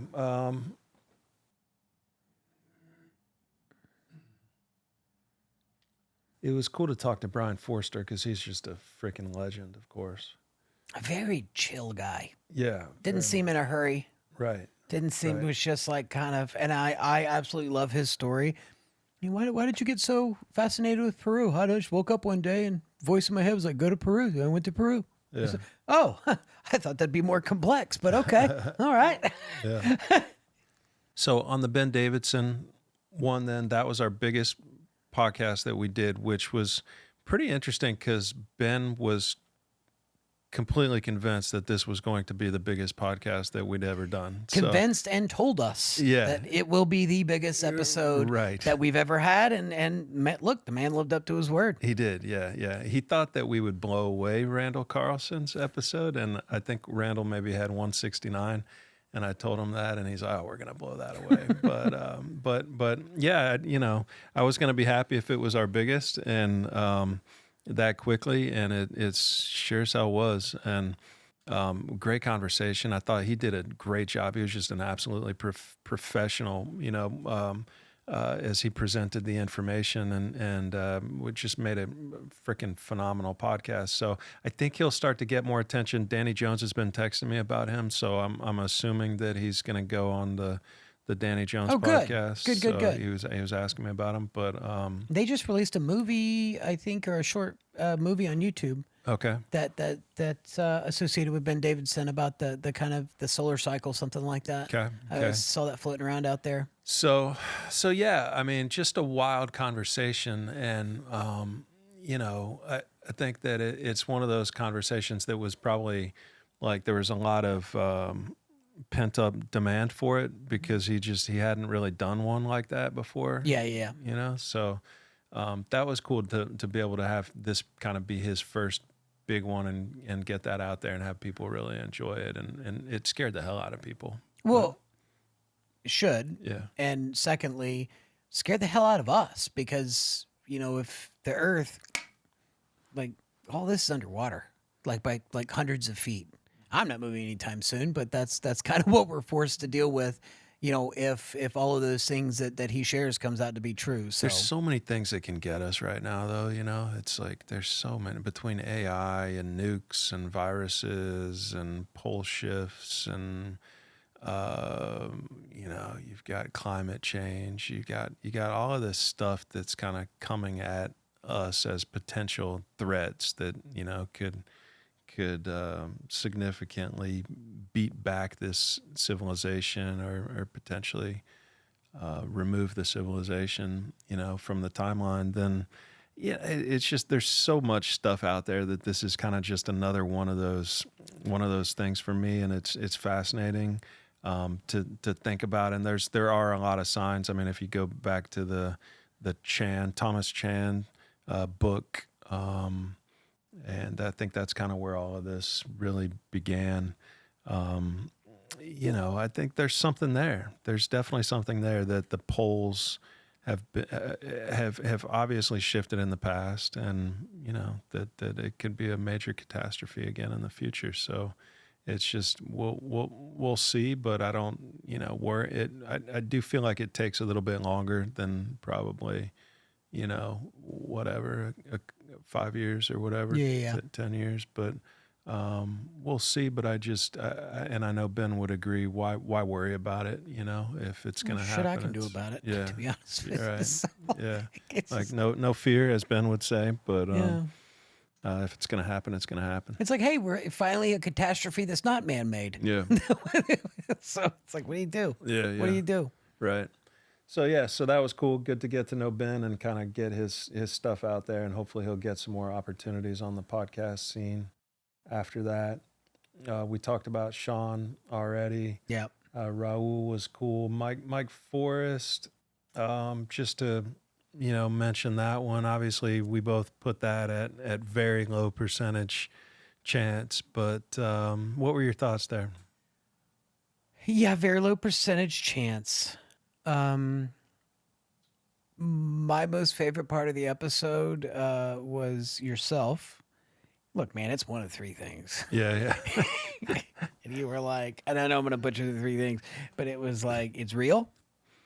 Whoa. 2, it's fake. You know it's fake, and you're trying to pull a scam. Or 3, it's fake, and you don't know it's fake.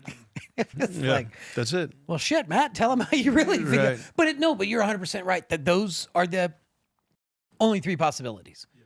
Only 3 possibilities. And he was very transparent with it. And he was like, yeah, I think that they're real. He's like, he kind of acknowledged that they could not be real and that he's being scammed. So kind of the removing the maliciousness of it. We did, I think, we answered what the fans wanted to do, what people wanted to do. We allowed for the transparency of the topic. We gave somebody a platform that maybe didn't have a platform to go on other shows or to be heard elsewhere. So, they're able to speak their mind and get their truth out there or their story out there. Yeah, he came prepared. He was ready. He took it serious. And he was very respectful and very appreciative of the opportunity, and was a nice guy to get to know and to talk to. And so I'm super glad we did it and had the episode. But it's just, and he knows this. He knows that we neither of us really think that there's a chance that they're real.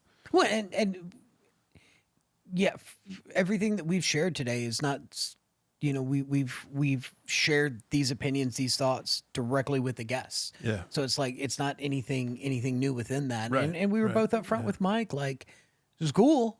Yeah. I don't know. Yeah. I don't know. Yeah. Yep. So Derek, great guy, super cool. Chris Ramsey, same thing. Yep.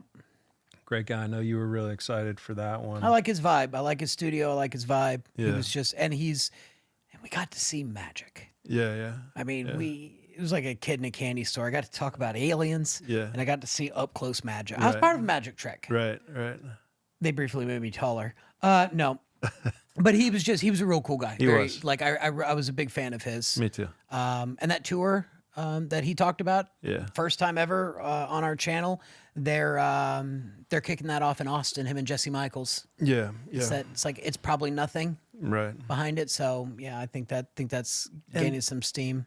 People can have off days or whatever, and but I feel like over the course of a dinner and a podcast, we get to know the person as they are Yeah. pretty well, Agreed. Agreed. and it's like you can tell how somebody treats a waitress at dinner. Are they rude to the waitress?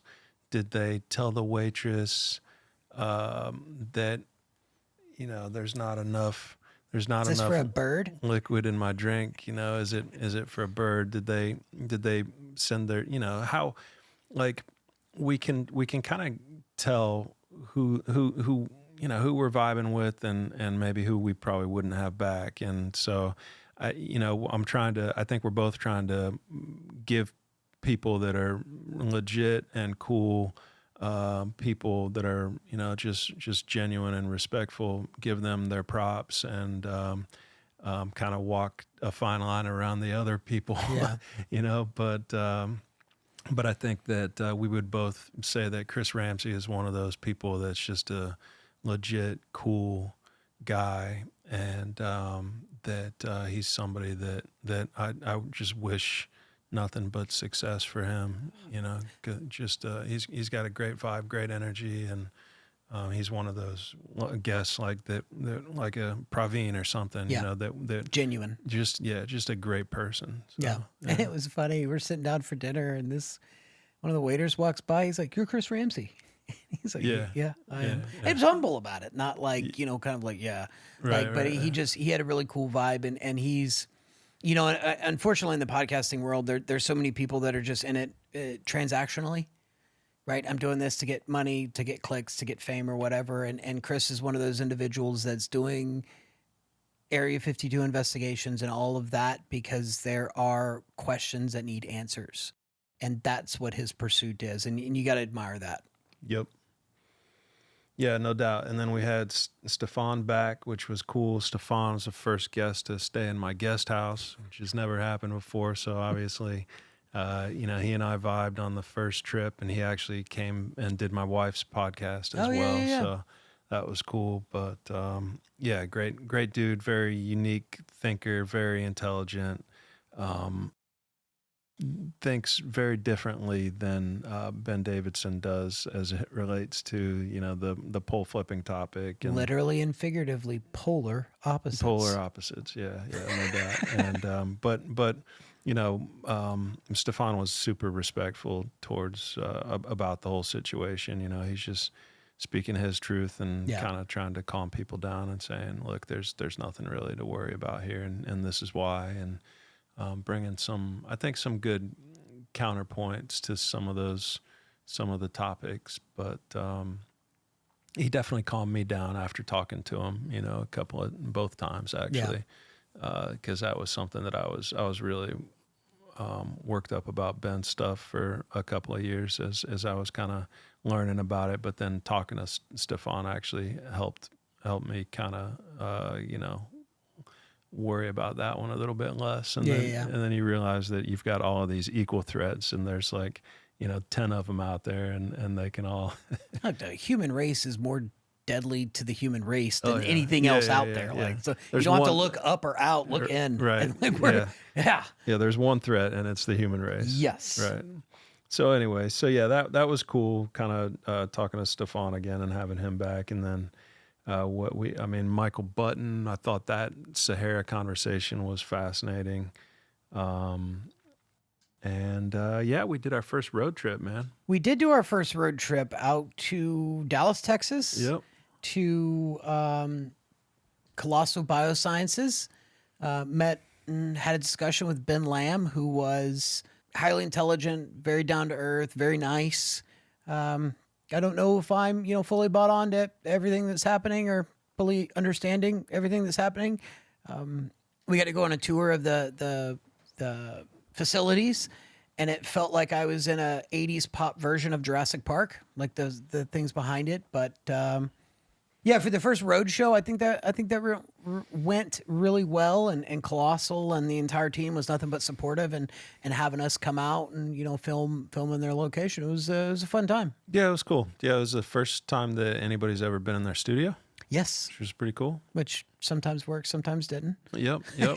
Yeah, I guess they had some weather issues that day, maybe, but yeah, that was cool to talk to them and first first time out there, and then I guess a couple of the things that struck me from that one were that they really weren't full reproductions of the original animal. What it really is it's like 99.99999 percent of a modern relative. Yeah. So in the dire wolf's case, it was the gray wolf, and in the woolly mammoth's case, it's a gray, some elephant, one of the elephants. But and then they take like 20 genes, 20 key genes from whatever the extinct animal is, and they put it into the genome of the current modern. And so like with the gray wolf, it might change the fur to white, and with the woolly mammoth, it might make the elephant woolly, but or make its ears a different length or whatever. But it's not really the old animal. It's really the new animal with like 20 key little changes that have been made. And then it's like, I think my main kind of question for them long term was like, what's your end game? Like, what are you trying to do? Like what's your future vision? Because as a CEO, you've got to have a vision for what you're working towards. And this guy has flipped all the companies that he's worked for. So he's come in as a CEO of 2 or 3 companies prior to this, and this is where he's made his money, and he's built them up a little bit, and then he sold them, and then that's how he got involved in this one, and so he came into it. And the question is, are you going to be there for the long run, or are you going to sell it again? And that's what his employees want to know. I think that's what the public wants to know. Like, what are you driving towards here? Yeah. What does the future state of the earth look like? And so that's why I was asking him those questions and trying to get him there in terms of, like the future state and what are you working towards? And it wasn't like to create some utopian, thing where I gave that example of, well, maybe there's no predators. It wasn't about like, not eating meat. I eat meat, but like it was about having a vision and working towards something, and Yeah. just tell us what that is. What's the And end game? What are you don't have to have, not to step on your toes, but I 100% agree with you. I think that's the misconception with a lot of things in life is like you have to understand and identify an end goal. That doesn't mean that you have to have the entire roadmap planned out in that particular situation. Just identify the end goal, I walked out of there understanding what they're currently doing. We're kind of, we're grabbing a car, we're putting a new paint job on it, we're calling it something different. Great, cool, awesome. But like, how do you make money on that? It's a public company, so how are you profitable? Like, I get conservation, but you asked a killer question of, okay, like, hey, we bring back the animals, where are you going to put them? And it's the same conversation that they had in Jurassic Park. All the plants are different. The air nitrogen in the air, the oxygen in the air is different. So how are they going to survive? But are they going to be out in the wild, or are they going to be in a zoo? 100%. Yeah. Like, things that need to be. it's a very basic question. Yes. For to start out the conversation of what is your future vision for the earth look like? Yeah. And in terms of like, why are you doing this work? Like, where do these animals fit into the future world? And like, why are you doing this? Like, it's just a basic fundamental question. And he couldn't. I mean, I didn't get an answer. Yeah. Maybe maybe I didn't do as great of a job of asking it during the episode as we're articulating here. But it was difficult to ask a full question in that. And there's some interviews where it's difficult to get a whole thought out before the guest comes back at you, like Avi. He's answering your question when you're halfway through asking the question before he really even knows. It's I've got an answer. What's your question? Yeah, right. And then it's right. Yeah. So yeah, it's tough to have a conversation in that type of a situation. But yeah, I mean, it was another thing where he's obviously a bright guy, but I would have liked to have gotten a little bit deeper. But it was fun. It was a fun experience. And I know I can speak for you on this. Wouldn't do it over. Wouldn't do it different. I mean, different question wise, yeah. But we're excited to take the chance and just kind of just reached out via email. Into the ether. So. Yeah, I always have things that I think back on episodes and I want to ask different questions, or I would have done things differently, like Hawass, and just most of them. There's always something, But I would go back and ask Dr. Hawass, why is he hiding the fact that aliens built the pyramids? Mm-hmm. He avoided that question, and I think it's insulting to the aliens that built them. Yeah, maybe so. Yeah. Watch, that'll be clipped up, and all of a sudden Ryan's believe aliens built the pyramids. But the Hawara one is a good question for him. The why are we not talking about that? Do you put a lot of faith in that there's an alien metallic object down there? No. No, I don't put faith in anything. Well, faith, I mean, percentage-wise, but like I found the image after the Button episode of the supposed scans of this metallic object, and it doesn't look. I can't find them anywhere. It doesn't. I'm not saying there's not, but like, where did that come from? Because nobody can point to. Right. That's what I'm getting at. Anywhere. Like that I've seen, and I'm open to it. Like, show me, please, show me the spaceship. It's a pretty big fucking leap, right? But nobody can say where it is. But everybody's talking about it. But right. It's like, what are you talking about? There's nothing there. But I want to be wrong. Like I want to be like I'm intentionally saying something so that please I can prove me wrong. Yeah, exactly. Oh goodness. So yeah, but the scans are, but we won't get into that. Yeah. But anyway, yeah. I mean, that was kind of. And that kind of brings us pretty close to today. Who else we got? We've got kind of uplet. We talked to John Sinchitz, who's a war crimes investigator, was on the co-host of Hunting Hitler, and about 2 seasons in was like, we found Hitler. He died in Germany. Yep. Well, we're going to continue on to season 3, looking in South America, and he's like, okay. Yep. He was interesting. We had Bart on again.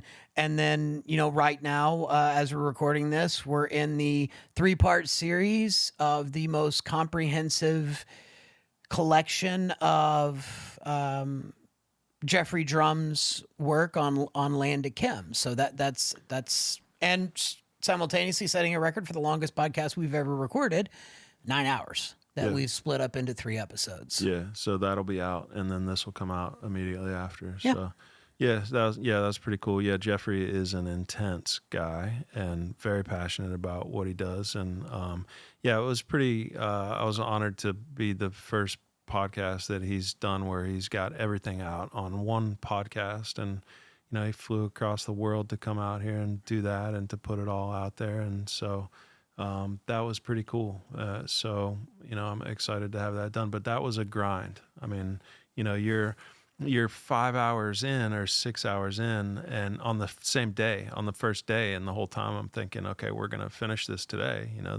We had no conversation about coming back, and we did have a conversation. I set it out earlier was, hey, I got about 5 hours, and then we gotta cut off at that point, and so we got to about 6, and I'm thinking, okay, well, we got to be about done. He knows how much time we have, and so I'm thinking, all right, I think I asked him at some point. I'm like, well, how much time do you have left? And you asked him we were 6 hours in. Yeah. Started at 10. It's 5:30. Yeah. Lunch. Like, how long do we have left? Yeah. You're like, oh, we're just getting started. Yeah. Like, what? Right.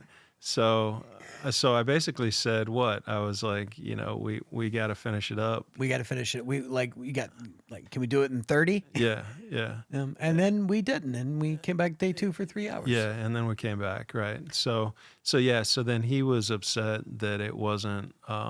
He was rushing through it, and So much respect to him for recognizing that and taking a breath and taking a pause and not rushing through it, and then that allowed us to regroup and to Yeah.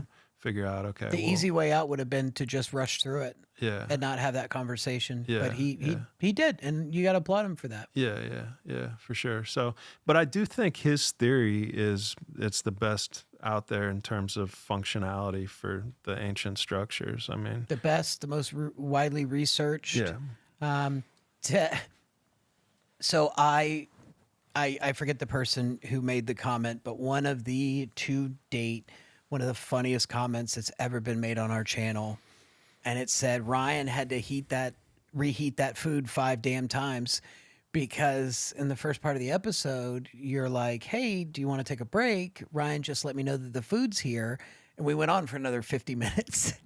It was one of those things like, and somebody's, like actually detailed paying attention, and so whoever that was, I don't have their username off the top of my head, it made my day. It just, reading that, I cackled there's out been loud. some funny comments. Oh, some of the people on there are just, Yeah, they're good. The Yeah. live chats are fun. I Yeah. enjoy, I get on the live chats, the premieres, obviously to make sure everything's working. And then I do it to just talk with some people. We get some regulars in there, but it's cool to be part of that environment. I don't remember exactly when we decided to go full on with premieres. Still think it was one of the best things that we do as a channel that not a lot of other people do. yeah, And it's a lot of fun, to get in there, have conversations with people, and it's when we can get the actual guest in there too. That's even better, and Right. they can be part of that conversation. right, So right. Yeah, for sure. Yeah, I've missed the last couple, and it's just been because of work conflicts. But those are always great to be in and connect with people. Yeah. yep, All right, let's go. let's go. Let's give some awards out. It's award season, the It first is. annual award season. It is. It's exciting. It's a good time to be here at Limitless and to receive an award. This Yeah. will be the first time that we're doing this, and I don't know if we'll ever go back to season 1 and give out awards for season 1, but we'll see. We'll play that by ear. But for right now, we have 9 awards to give out for season 2 of Limitless, and the first one goes to the largest single episode, and that goes to Mr. Ron Mallett. Mr. Ronald Mallett. Yeah, epic guest, just a phenomenal person and great guy, and just awesome to get to know. Just a genuine, cool, down to earth guy. Again, I think I mentioned, but sent us notes on Thanksgiving. The happy Telling us Thanksgiving. about his book and the movie that's coming out. the movie. Thank you. The movie that's going to be about his book, and then largest single episode over 500,000, on its way to 750,000 on Spotify alone. Yeah, So that's crazy. Yeah. why? Just absolutely wild numbers. Wild 500 numbers. something. I don't know if it's on its way to 750,000. Maybe before we die, but It's a big roundup. Yeah, It's it's a a big government roundup. Is what I'll call that. Yeah, fair. So it's a solid. It's the largest single episode we've ever done. That's award number 9. Award number 8 is the most viral content award, and that this year is going to go to Mr. Ben Davidson, because Ben's collective body of work between his shorts, his clips, and his episode was the most viewed guest that we've had on the Number one. podcast Number of all one. time. Yep. Yeah. So that was pretty cool. So the most viral content award goes to Ben Davidson, and he was blowing up all over the place on every platform. On every platform, on every content type. So it just goes to show you that there was some pent up demand and people really wanted to I like hear. the way you put that, pent up demand. Yeah. Well, he'd never done a podcast before, No. Yeah. And it was nice too, because it wasn't a situation to where, all right, sit down and talk, Ben. It was talk. You're going to ask questions. You're going to ask follow-up questions. Hey, can you explain this further? Well, what about this? And it was all around. It was a good conversation for Limitless, for Ben and his content, and everyone that got to check that out. Yeah. Most passionate researcher. I think we could give this to a number of different people. Easily. Yeah. So if you think about who is up there near the top of the list, these are all researchers. So the most passionate that we had, who would you say? You give me a name. I will say Danny Hillman is a very passionate researcher. Everything that's happening in Ganong Padang just a question for him. It's part of his heritage and it's part of his culture. So a lot of passion that he's exhibited, and unfortunately some of the challenges that he's experienced in trying to conduct that research and get papers written and so on and so forth. You know, I think Danny's name is up there in terms of consideration for most passionate researcher. Yeah, there's so many, so like everybody basically. But yeah, I think the one that you and I kind of landed on um, in terms of the most passionate out of this list right now for us would be Matt LaCroix. Agreed. Yeah, yeah. So he was cool, man. It was good to get to know Matt, and he's kind of outside of the community a little bit, and but just like one of the guests that I think both of us vibed with the most, and just super genuine, cool guy.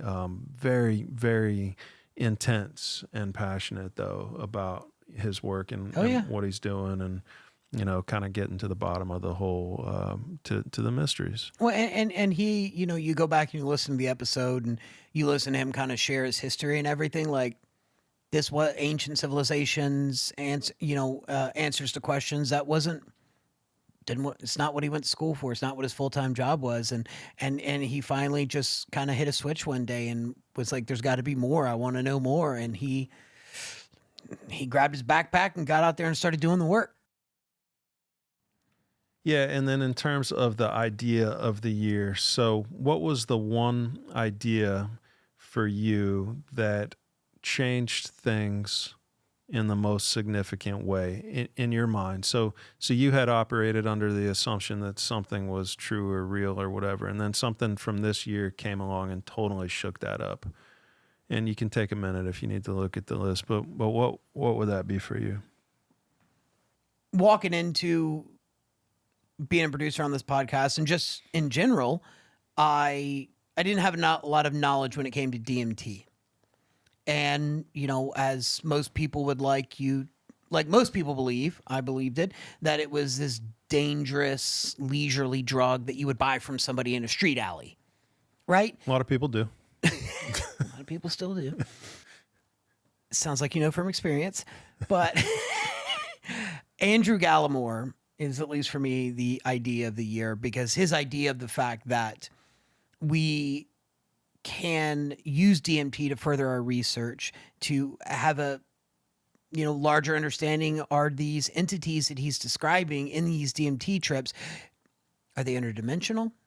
Are they aliens? What are they? Like, what is DMT enabling within your brain to pass through a portal into another realm of existence, another dimension of existence? That to me was kind of the idea of the year, and all the research that he's doing when it comes to DMT. I think he's going to be one of those people that, as restrictions around its usage and its, I'm not going to say medicinal, but, just testing purposes, I think Andrew's going to be one of the leaders within that. Yep, love that. Love Danny Hillman in terms of idea of the year, if you could call it that, with his work on there being 3 layers of man-made structures and pyramids at Genong Padang. So that one is, I think, up there for me as well. And then I think Chris Ramsey in terms of idea of the year. When we were talking with him about the UAP phenomenon being related to the religious or to the afterlife, Yeah. that's pretty interesting and pretty compelling. And it's not obviously an original idea from Chris. It's been out there, but out of all of the things that we talked about this year, I thought that the UAP phenomenon being connected with the afterlife and the process of potential, the harvesting of souls and reincarnation and the whole paranormal phenomenon, I thought was just a fascinating conversation. So that idea, I think, was pretty interesting. The idea that the vases were cut out of one block into 3 different parts, I thought was pretty fascinating. The idea of the sun being heaven, I thought was pretty fascinating, and we talked a little bit about that, and I made a short about that idea, which kind of came from Jeffrey Long's episode, but so there were some, and then the other idea was the idea out of the Sahara, and that being the reason for the 95% drop in male population being due to the drying out of the Sahara, because both things happened at the same time. The male population in the surrounding areas dropped 95%, and the Sahara turned from green tropical Amazon-like environment to desert, dry, arid wasteland It's where mass exodus of people from one continent to another. mass And exodus. you're And history doesn't talk about it, but they went somewhere, and there was probably a lot of people that died when they moved, kind of like Genghis Khan when Mongolia experienced climate change and they invaded China. I mean, you got the entire country of Mongolia invading China. I feel like this back in 5500 BC or whatever could have been a very similar type of a situation where a mass migration exodus would cause these wars and these acts of violence against villages and towns, and specifically against the male population. That they would keep the females. But so that was, I thought, a fairly interesting idea that came from the year too. agreed. Yeah. But Chris's, to your point, is the Vases, the Green Sahara. Those are all. I use this term loosely, localized ideas, but where Chris's is kind of the full gambit, from paranormal experiences to UAPs, UFOs, the afterlife, so on and so forth. It's kind of a unique idea that ties some pretty major pieces of the world as we know it and the universe as we understand it into one. Yeah, for sure. Yeah, and you could talk about Gallimore up there in terms of which he did, and you could talk about you could talk about Rizwan Verk, in terms of Simulation, yeah. ideas. I mean, there's just tons of, or I think that Jeffrey Drum, I mean, it's like it's a great freaking idea. Like there hasn't been since Chris Dunn, there hasn't been an idea about the function of any of these structures really that's picked up the kind of steam that Jeffrey's gotten, and that has been backed up by the kind of research. I mean, he's living there, he's on the ground for 5 years, researching these ideas. So he's not flying into a hotel for a week and writing a book and then flying out, as he would say. But so I think, if we got to pick somebody, there's so many good ones for the idea of the year, including some people that we haven't even mentioned yet. But okay, so in terms of the award winner for the idea of the year, who would you go with? I would go with Chris Ramsey. All right, let's do it. Yeah. Congrats to Chris. Yeah. That was a fascinating conversation. So, and it was a good choice. The content topic, and as we've spoken numerous times before, just who he is as a person. Yeah. Like he's in pursuit for his own knowledge and then sharing that knowledge with other people. And I think that's important and comes through in his content. Yep. Cool. Okay. And then number 5, the most underrated episode. Who would you think there?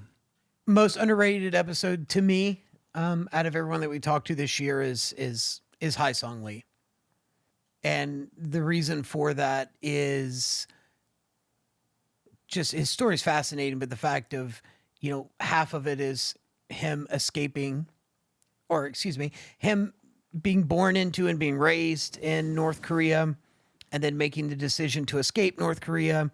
And then after escaping, just doesn't go on about his life and live his own life. Like, no, he's, working at think tanks. He's influencing policymakers to try and affect North Korea and free them. And I think that's very admirable. And it's just his life story, his everything about what we learned about him, to me is underrated. So if you haven't checked it out, go check out High Song Lee's episode. It's really great. Yeah, cool. Yeah, no, good stuff there. That's definitely a good one, and definitely highly underrated. And I guess there were a few people that jumped out to me in addition to High Song that seemed like I was thinking there was going to be bigger episodes, and I thought they were great conversations. And I think they're slowly getting views, and people are watching them and making positive comments. But I could go a number of different directions here. There were so many people that just, because they didn't have a big YouTube following or whatever, they just didn't get the views. So I think High Song is a good one. Another one might be Paul Hutchinson. Yeah. Paul was, I thought, one of the best conversations that we had It throughout. was a fun conversation. I really enjoyed that one. That was a fun conversation. Yeah, I think YouTube vibed really well. yeah, Really, really for well. for sure. Yeah, I agree with that. And and he's doing great work. So yeah, I think for me it would probably be Paul.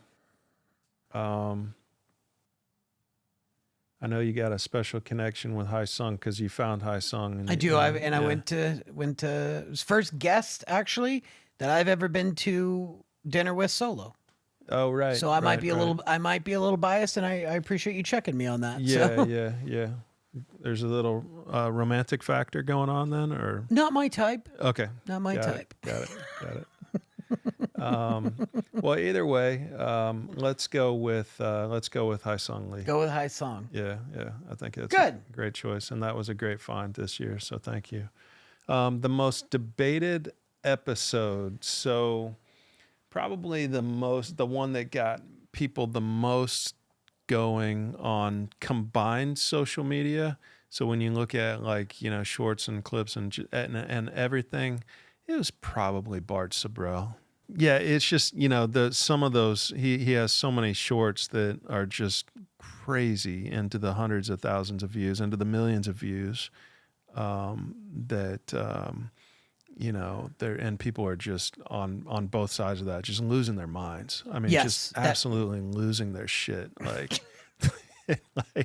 And nobody knows. That's the funniest part. Like, all of these people are like so passionate, and you don't know if we went to the moon or not. You weren't there.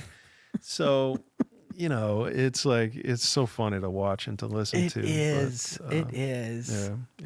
Look, I'm 90-10. Like you talked about earlier. That we did go. You're 90-10. That we did go. Yeah. But I'm not going to sit here and be like, you don't believe we went to the moon? Yeah. You piece of... Yeah. Well, that's how they are in the comments, though. Yeah. It is. I learned a new term during the live stream of his most recent episode, that you got dunked. Have you heard this? D-U-N-K. So it's I'd use ChatGPT to look this up, so there you go. But it's a reference to that the moon landings were allegedly filmed in a studio, and it was such low quality that it was basically a Dunkin' Donuts is where they filmed it. So when people are like, you got dunked, that means like we just proved that the moon landing wasn't real. So whole new word to add into the lexicon that I'd never heard before, and never say something nice about Bart Sabrell. I never would have learned if it wasn't for Bart. Truth. Yep. Yeah, so that would be the most debated episode, though, man. Hands down. Yeah, Hands down. Yeah, unquestionable. Yeah, people very passionate about that one. So congratulations to Bart on that award. The breakthrough episode is one that it's an award that goes to someone who taught us something, and we experienced some kind of a breakthrough on our knowledge or our understanding of things based on this conversation. So this is another one that could go to a lot of different people, because we had a lot of people teach a lot of incredible content and share a lot of compelling evidence for various things. Do you have a front runner for this one? A breakthrough episode, one of the top ones for me would be, I think, Ronald Mallett and kind of his breakthrough in terms of the math. So as I understood it, and I think the point of it is from a purely mathematical and theoretical perspective, he's proven that time travel's real. Now, like, actually building a time travel machine and going back in time has not happened, obviously. But what I thought one of the most unique portions of his episode was talking about the kind of, what's the word I'm looking for? Doing away with the common myth that if you build a time machine, you can go back to any point in time, that you can only go back as far as when the machine was invented. And he also, kind of had the thought process of maybe some of these UFOs or UAPs are time travelers, either from us or from other species that have built time travel capability, time travel machines much earlier on in our civilization development. So just kind of all of that combined in terms of the time travel was a breakthrough in understanding and thinking, at least for me. Yeah, I love that. Yeah, it was a good one. He was a great teacher for sure. And I think the other one would be Randall Carlson. That would be up there for me. Several, but Randall would be another one that would be up there for me, just because he's such an incredible teacher of information and knowledge. And I mean, he's got a background in teaching, obviously, and in education. But I mean, the way that he explains things just makes it very understandable for people to digest. Agreed. Yeah. So like all that the flooding stuff, and it's extraordinarily compelling. I honestly think it's just a matter of time until AI proves all of that, stuff one way or the other. That AI is able to kind of rewind the geological history of the Earth based on the imprints that the water has left, and other events have left geologically throughout the course of history. Yeah.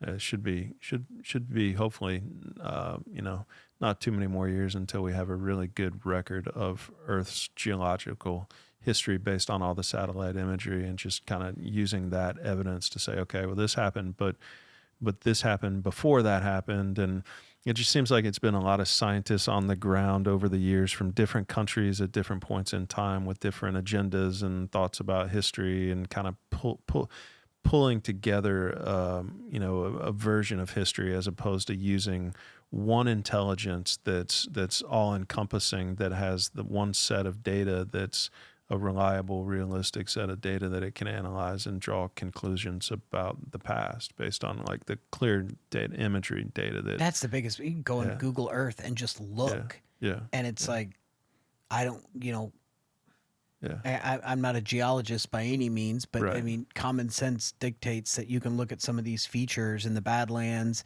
and up near the Great Lakes that he pointed out that they're formed by rapidly flowing bodies of water. Period.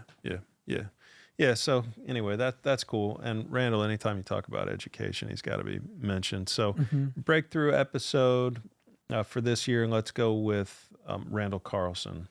And then the biggest if true. So I feel like year one, biggest if true. I mean, you got to go Jesus's bones. I think he might win every freaking award from year one if we go back and do any awards. Timothy Hogan is going to win every award that we give out. Fun fact: that was the first time I ever laughed. Yeah. In studio because it was all serious up until Matt Beall, I'll trade you a vase for Jesus's bones. Yeah. What? Right. Let's do it. Yeah. So biggest if true, that year, first year, it could have been that one. It could have been, Ashton Forbes or something. A lot of them like that. But this year, I mean, I got Mario Woods high up on my list for big if true, just because, again, he's so believable. His story is really just an incredible story. The detail involved. So that's a big if true one for me. What else you got on what in terms of that? It's I've looked at the list numerous times, obviously, but I'm right there with you with Mario.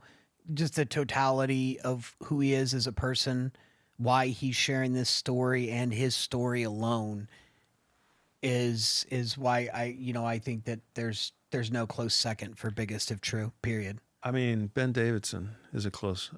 You got to think that's if the Earth is really about to turn on its axis and kill everybody, that's kind of a big if true. Yeah, but what am I going to do about that? Yeah. Maybe you're right. Maybe it's avoidance why we went with Mario instead of Ben. Maybe. And then in terms of other ones, I mean, obviously Mike Forrest would be big if true. Courtney Brown would be big if true.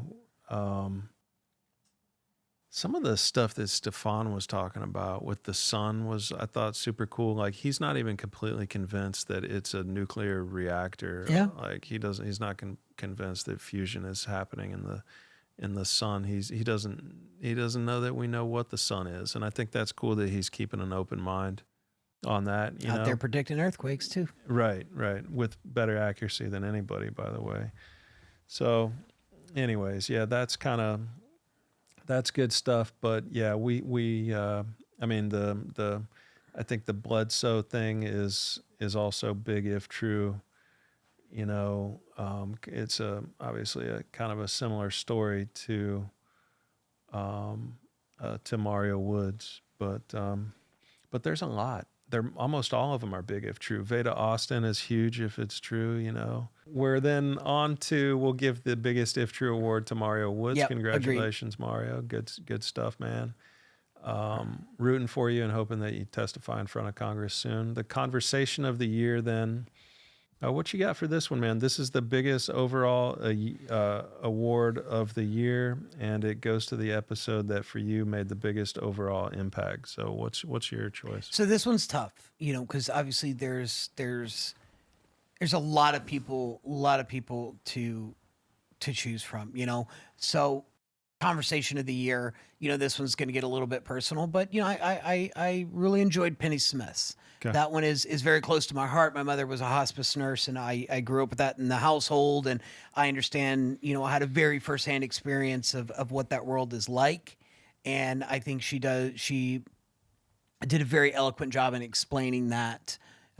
What it's like to be a hospice nurse, what her primary goal is as a hospice nurse, and then, you know, really highlighting the fact that unfortunately a lot of people in that community, or excuse me, in that profession, get a lot of undue flack from people who are just aren't educated in what that entails, and rightly so. They're grieving and stuff like that. So I thought hers was phenomenal.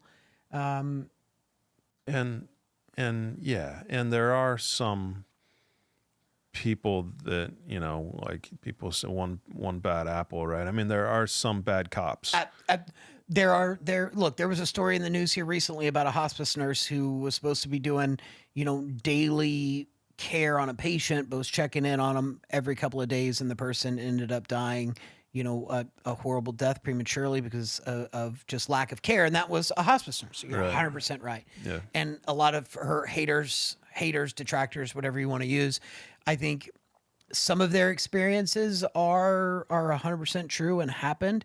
But I think for the large majority of hospice nurses are in it to, as she put it, to help people die with dignity. Yeah, for sure. Of course, that's your job. You want to do your job well and help people and not hurt people. Yeah. Yeah. I mean, but it's a human characteristic that just, there's not like labeling people as hospice and grouping them into a thing and then hating them is, you know, it's the same thing It's as judgment. It's the same thing as racism. It's the same thing as religious hate or national hate or whatever. You know, it doesn't do anything it doesn't help anything to do that. So, yeah. So, anyways, that was a big one for you in terms of the conversation of the years. Would that be your choice? That would be one of my top choices. I think if I had to pick one above that, I go back to just because it's personal. I enjoyed the overall conversation with Chris Ramsey. I find the UFO topic to be one of the most intriguing things that we cover on this channel, and I just enjoyed that conversation all around. You've got a little crush on Chris now? I think I do. Yeah, I've since we've established that High Song's not my type, but maybe Chris is. His tattoo glasses, who knows? God, I hope my fiance doesn't watch this. I'm gonna get so much hell for this. But no, I did. I even shared with you, like, I'm a huge fan of Chris Ramsey. What I think he's doing is cool. Yeah. I like his vibe. He's all around cool human. You were Very cool. excited when we. I when we was. booked I him. was. I was. I just, like I said, love his studio from a production Yeah, perspective. It's really neat. But he delivered as a human. He did. Yeah, He did. yeah. And then I guess the easiest way to get to Ryan is magic. Right. Well, it's kind of like Billy Carson, like delivered as a human. Yes. You know, Yep. like they both were and a lot of the guests, but like legitimately cool, respectful, polite, Yep. humble people that are just like good dudes, Yeah. you know, and like Billy catches a lot of hate, but I mean, he's just a good dude. He's a good dude. There's- Like, I don't know what to yeah. say. Like, I get it, you know, but it's like, Well, I mean, I've shared it before, but my initial reaction yeah. of Billy, and I won't go back into it And again. a person can fake it. A person can fake it for short periods of time. Let me say that. Yes. So we could be, you know, any of the guests that came on could be just total role playing, Yep. acting, pretending to be nice, and they could go home and beat their dog and, you know, like just stab it with pencils. But like It's a very specific scenario, Matt. our dog trainer came by the other day, and she was carrying this dog, and it was all scared because its prior owner had been stabbing it with cigarettes. What? Yeah, and it's like just this like dog, and you could tell like it's like looking around like trying to like really understand its surroundings and like what is going on with these people, and like super judgmental, I guess Yeah, you would rightly say. so. Like, yeah, like I looking get it. like looking at people in the eye, being like, "You fucking crazy? Like, Yeah. are you fucking crazy?" Like just like scanning the room in a weird way because of the trauma that it had been Yeah, through. that's called But- PTSD. right? I mean, Mike, yeah. Significant PTSD. There are people, and look, we'll never know. Transparently, we'll never know of people who come in here, spend time with us, record these episodes that have masks on. Yeah. We'll never know. But to your point, that there are people that come here, your Billy Carsons, your Chris Ramseys, your Stefans, you know, they come in and they're genuine You people. got to assume they're being real. Yeah. Especially after you see them 2 or 3 times, you know, you got to assume they're being And real. every single experience that you've had with them is consistent. And then when you talk to other people, Yeah, right. that's the big key. Yeah, Is when exactly. you talk to other people unprompted, it's the exact same Right. story. And then you go to Billy Carson's awards show, and there's like Yeah. 3,000 people there that are like all his best friends. Mm-hmm. You know, that's like all just a tight community of just like cool people that are just chilling and supporting each other. And it's like, Yeah. these are good people. Like, these good group of like connected, close people. And that showed a lot to me too. Not just like, okay, you met this person 3 times now, you can tell he's like a legit person. But then you go and you go to an award show like that he's putting on, and full love and support from several thousand people, and Yeah. it just confirms the vibe. 100%. Yeah. But to get us back on track, conversation of the Yeah. year. I've shared mine. Who's your pick? Yeah, for me, I am going to go with Jeffrey Long. Boom. For the conversation of the year. So there's a lot, there's so many that kind of jump out as being great. I was really excited about Joe McMoneagle and having him in and talking to him. Thought Mario Woods was a phenomenal conversation. Randall's, you always learn a lot listening to Randall talk. Yeah, for me, it's Jeffrey Long.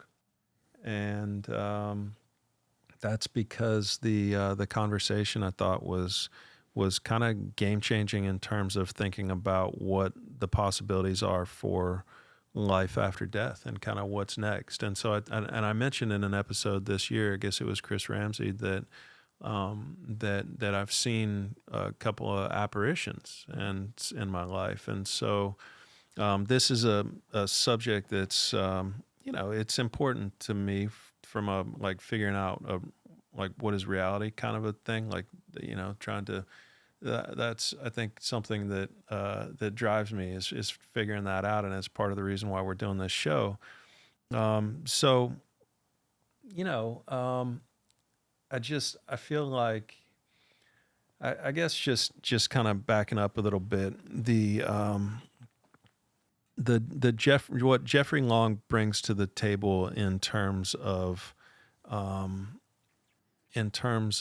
his ability to collect information and then share that information in a way that makes sense to people, that people can understand, that come from experiencers that haven't really been collectively tested and have their results pulled together and analyzed in a cohesive way. He's kind of doing that for the first time, and he's showing that, hey, this might be our best look at what the afterlife might actually look like is listening to the experiencers. Yeah. Like we can guess and hope and believe all we want about whatever stories we choose to believe and whatever gods we choose to believe in, but we're ignoring the people that may have actually been there already and may have come back and can offer insight into what it's actually like. We're ignoring all of them, and we're just believing whatever conditioned beliefs we want to believe that have been instilled in us since childhood. We're ignoring the experiencers, and so it's like it's one of those things where it's similar with the UFO phenomenon. People either believe in UFOs or they don't believe in UFOs, but they're not listening to the people who have experienced the phenomenon. And there's several very obvious situations of the phenomenon that have occurred and been validated by dozens and dozens of people that are just being ignored. And so it's the same thing with this. And so it's one of those things why I think it's worth pulling out and calling out as separate and different than the rest of the episodes in a lot of ways, is because this is something that is based on experience. It's based on people who have actually been there and they're reporting what they saw. And, I guess the only thing that people can say is, well, this is the mind. The mind was in control, and it's a part of the process that the brain puts you through. But that's fine if you believe that the mind is the center of consciousness and there's nothing else after that. That's fine. Then there's nothing to see here. There's nothing to explore. Go, have fun. Go do your thing. But if you're part of a group of people that think that there's a possibility that maybe there's something next, and maybe it's worth looking into seeing what that might be and what that might look like, well, then it becomes pretty interesting to start to listen to these people, because maybe it's not their brains that are creating this false image. Maybe this really is what they're saying it is. Maybe, why does it have to be different than what they're saying it is? They're saying that they've left their body and that they're looking at their body and that they're being greeted by these beings and that they see this tunnel and they see this light and they go through this light and they meet this godlike figure and they have these life reviews and past life reviews. That's what these people are saying. That's what the experiencers are saying consistently, that don't know each other from all over the world. So I pull this one out as being special and unique because of the potential impact that this could have on the nature of reality and our understanding of reality, if this is really true. So 4,000 times over. I mean, to your point, those stories share similarities. It's not accidental that they have the same similarities over 4,000 people. The probability, I'm not going to say is zero, but it's pretty damn close to zero. Yeah. And look, Avi Loeb, we shared Dr. Long's conversation with Avi Loeb, and his first question was, well, I'd like to test it and experiment on it. And that's rightly so, from a physicist perspective. But you also, to your point, sit down and talk with the experiencers. Don't talk to one. Talk to, review 4,000 different cases of it. And one of the things I like that Dr. Long did is he applied, he reviewed 4,000 cases and he applied like a statistical approach to it. Like he started putting numbers and metrics behind it to say X number experienced this, X number experienced that. And that is a scientific approach in trying to research this. And I applaud him for that. But yeah, kind of, just, I'm not going to say life altering, but it makes you think through things, that conversation of all those near death experiences and what potentially awaits all of us on the other side of that. So yeah, it's made me fear death less, like not at all, really. Like kind of get, not want to say excited for it, but fine with it, like not worried about it at all. But it's one thing where people within the company have also reached out to me and been like, hey, I saw your podcast and my great aunt swore that she told me that she had a near-death experience, or my uncle had a near-death experience, or I lost my mom and she said that she was seeing someone at the moment that she was dying. She said that she was seeing her uncle who was already passed away, and so this episode has helped explain so much for me, and it's helped me understand. Oh yeah, So I got like 3 or 4 letters like that. That's very cool. From people about that episode. that's very cool. I didn't know that. I missed that. Yeah. I didn't know that. Yeah. So that was a good one, and so that kind of deserves to be the conversation of the year. So Agreed. So we'll give that award out to Jeffrey. That'll be exciting. Okay, good stuff, man. So yeah, that's the awards for this year. And then in terms of what's next, I mean, we were going to talk a little bit about maybe just kind of close off with what guests we have coming up and kind of what's happening next. So we've got just a handful of more people booked into the new year so far. Who are they? So we've got History for Granted is coming up here soon. We've got Nerdrotic. And then we've got Georgiani. We've got him scheduled. And we've Scott Walter, got him booked in. And so January, February, we're still working out a few guests here and there. It's got some invites out, but it's going to be a good set of healthy guests going into to kick off 26. Yeah, I'd like to hear from the audience who they want us to have. Yes. Yeah, that would be helpful at this point. I mean, we've got a good list of people that we can reach out to next, but I still want to hear, who the audience thinks right now we should have on. 1,000%. Yeah. So challenge to our audience, call to action, if you will. DM on X, Matt or I, leave it in the comments here. We've also got on mattbell.com a way to submit guest recommendations. So yeah, share your name, share your ideas, and we'll take a look at them. Boom. Done. Good. So what else? What else did we not cover for this pod? I think we got everything. Okay. I think we got it's a hell of a year, Matt. It's a hell of a year. Yeah. Year 2 in the books. No intentions on slowing down or, going a different direction or anything. But I think, I will continue to explore new topics. So, I think... I'll continue to explore some of the topics that we've already kind of dabbled in, but then kind of add some new ones over time. So there are some new things that I'm interested in kind of getting into a little bit. So, maybe crypto a little bit here and there, and then a few maybe economic things, but definitely no political or religious or anything Never. like that. But And being a crypto investor myself, I would like to learn more about crypto. Yeah, for sure. Yeah, your timing was epic. But good stuff. So we shall close it with that. We'll leave it at that. All right, very good. Thank All you, right, sir. Matt. Appreciate it, man. All right. Yep.